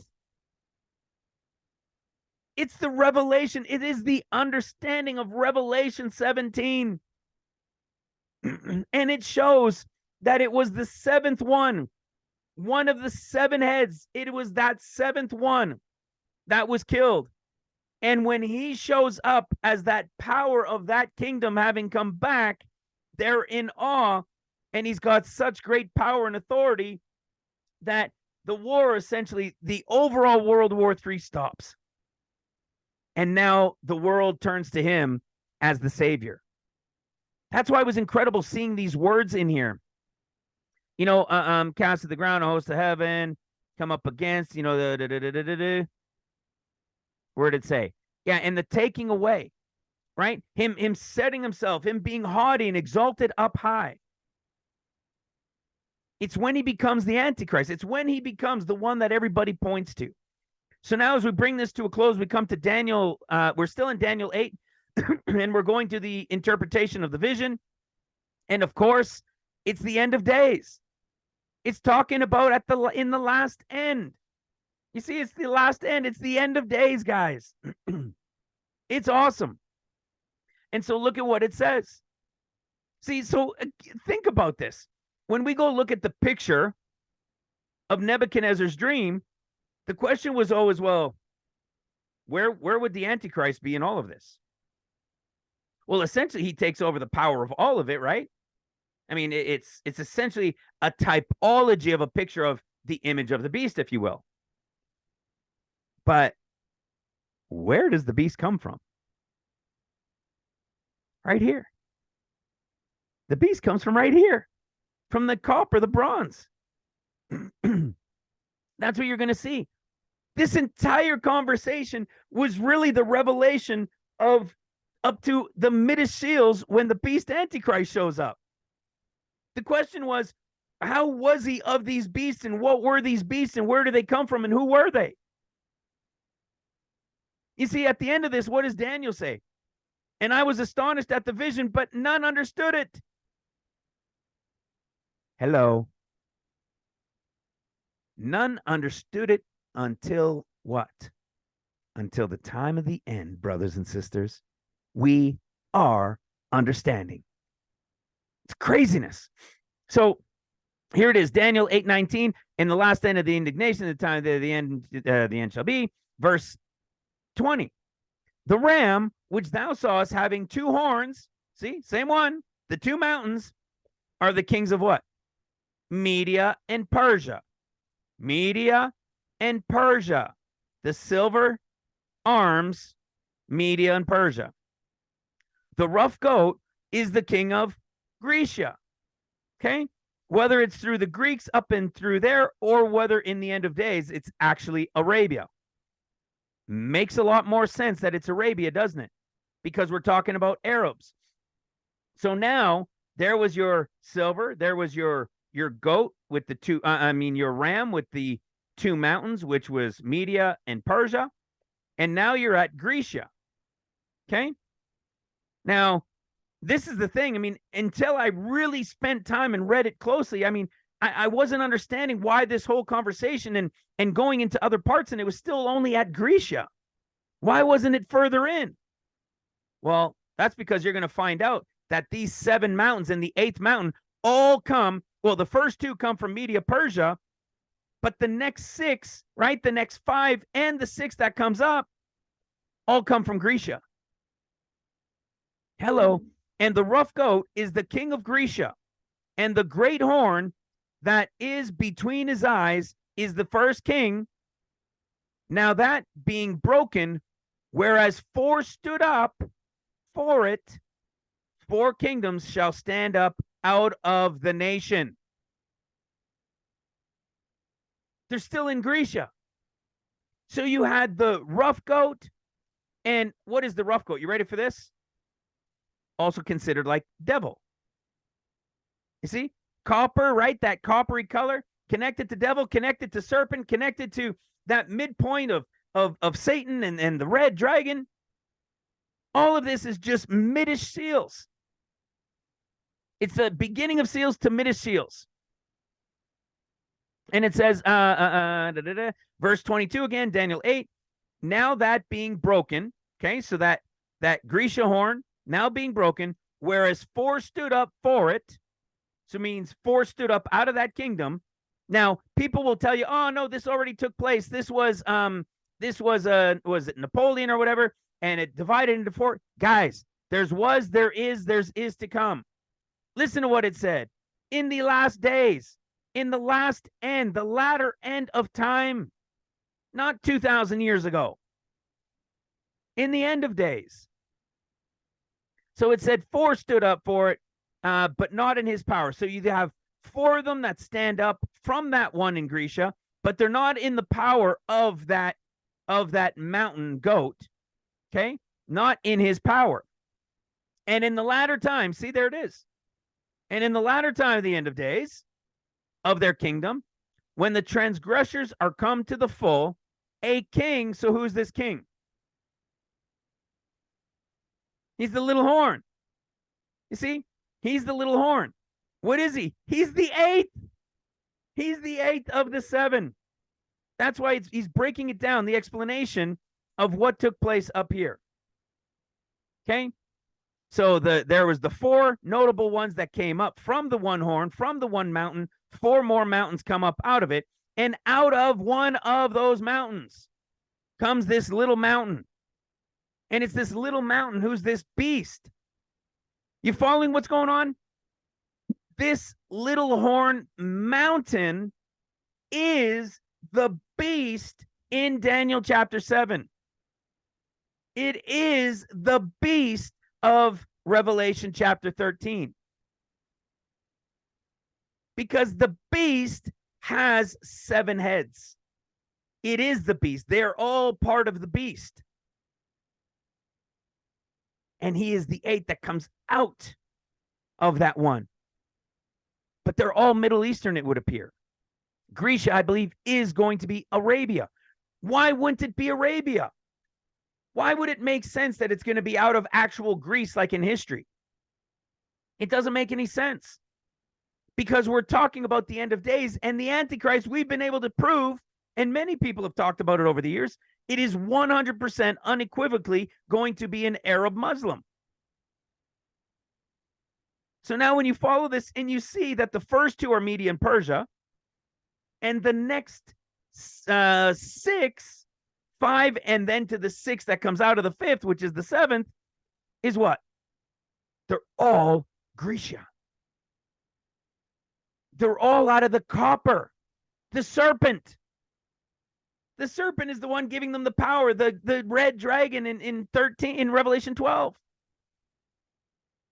So here he is, the transgressor are come to the full, a king who is the 8th of the 7, of fierce countenance and understanding dark sentences shall stand up. Now listen to this. and his power shall be mighty, but not by his own power. Of course, Satan gave it to him. And he shall destroy wonderfully, and shall prosper and practice. Now listen to this, and shall destroy the mighty and the holy people. A saint, a sanctuary. You see, he's going to destroy the saints, the holy people. So when you're trying to understand, well, is the sanctuary, is it really saint? Is it really people? No, it's the people. He's going to be destroying mightily the holy people. This is Mark's mid-ish trib seals, when they now flee into the wilderness. It's going to be the time when he goes after them, when it's going to be devastation going after Christians. Because prior to this, in the midst of World War III and all of this war and before that, it was the greatest revival in human history, in the midst of the greatest war in human history. This is something we've talked about many times over the years, right? This difference between what happened 9/11 and the churches are full for 6 weeks. You know, what happened to the greatest revival in history? And they say, well, when did it happen? It happened after World War II. What do you think is going to happen at World War III? The greatest revival in human history, because not only is it World War III and in craziness and famine and devastation and everything else, but tens of millions of people pre-trib have vanished. So when the Antichrist, when the beast shows up on the scene and has his power for 42 months, it's the image of the beast for which these people will reject, and they will now have to rely on the Lord more than ever. And of course, this is why when we go to Revelation chapter 2, what is he going to do for these people when they flee into the wilderness? What are they going to need? They're going to need what? Of the hidden manna. Ta-da! You see? Where is it? Pergamum. When the beast, Antichrist, shows up on the scene, and the martyrs that are going to be taking place. And I know where Satan's seat is, because the beast is sitting on it. The beast has given him his power and his seat and his authority. And look what's happening. The Lord is going to give him of the hidden manna. It's a direct correlation to the picture of when the Mark's group is flee to the mountains or the wilderness. Craziness. It's so beautiful to be able to follow this, guys. To be able to finally understand this thing with the mountains. To be able to see that the 7 and the 8th, it had never, ever dawned on me in Daniel chapter 8. And I was always so frustrated trying to follow that understanding from Revelation chapter 17. And so as we finish up with the interpretation of the vision, we now know that they're all connected to the copper portion. And it says, in his power to give it shall destroy the mighty and holy people. Now listen to this. Verse 25, Daniel 8. And through his policy, he shall cause craft to prosper in his hand, and he shall magnify himself in his heart, and by peace shall destroy many. He shall also stand up against, listen to this, the Prince of Princes. Of course, he's going to stand up against Messiah, remember? He's going to stand up against the Lamb at the end of seals. You see? So he's going to stand up against the Lamb at the end of seals, and listen to what it says. But he shall be broken without hand. Ta-da! At no place is he broken with the sword when it comes to the end of seals. It is a war which represents the two swords, as we've talked about over the years, only spoken about in Luke. You know, if nobody, you know, a purse or script, and if nobody has a sword, hey, sell what you have and go get a sword. And they turn around. I've always loved this one, right? They turn around in conversation and they're like, hey, you got a sword? No, I don't got one. You got one? One says, yeah, I got one. Hey, you got one? Oh, I got one over here. And they turn around. They're like, hey, Lord, we've got 2 swords. To which Jesus responds, all right, that's enough. He just told them to all go get a sword. And they turn around and say, we got 2. And he's like, oh, okay, that'll do. It's a prophetic picture of the 2 battles at the end of seals and at the end of trumpets. It's the Revelation 17 end of seals. It's the Revelation 19 end of trumpets. And it's the one against the Prince of Princes, which is the Lamb, when he breaks him without hand. When he's given to the fire, as Daniel 7 was saying. Craziness, right?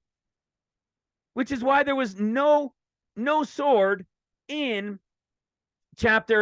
in Revelation 17 when he kills them.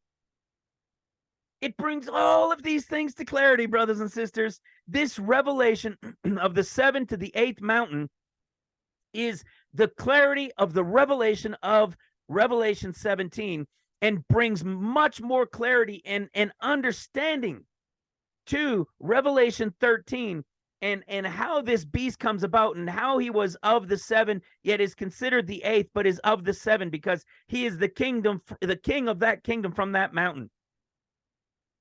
It all makes so much more sense. And to find out that the third one, the individual one, that the next 4, which makes 5, and the little one that comes up from that, the mountain, which makes 6, all of them come from the Grecia, which I believe is connected to Arabia, and now makes absolute sense to see it connected to copper, because copper is connected to Satan and the serpent and the beast at the time of seals, not the mid-trumpets.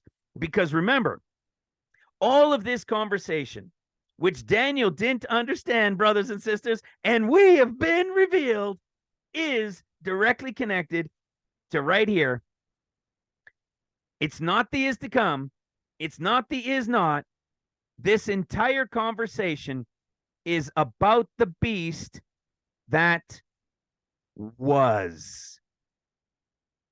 This context, this entire conversation is the was, which is the 42 months when he comes up as the little mountain from the 7th head that was killed, when everybody wonders in awe how he came up from it.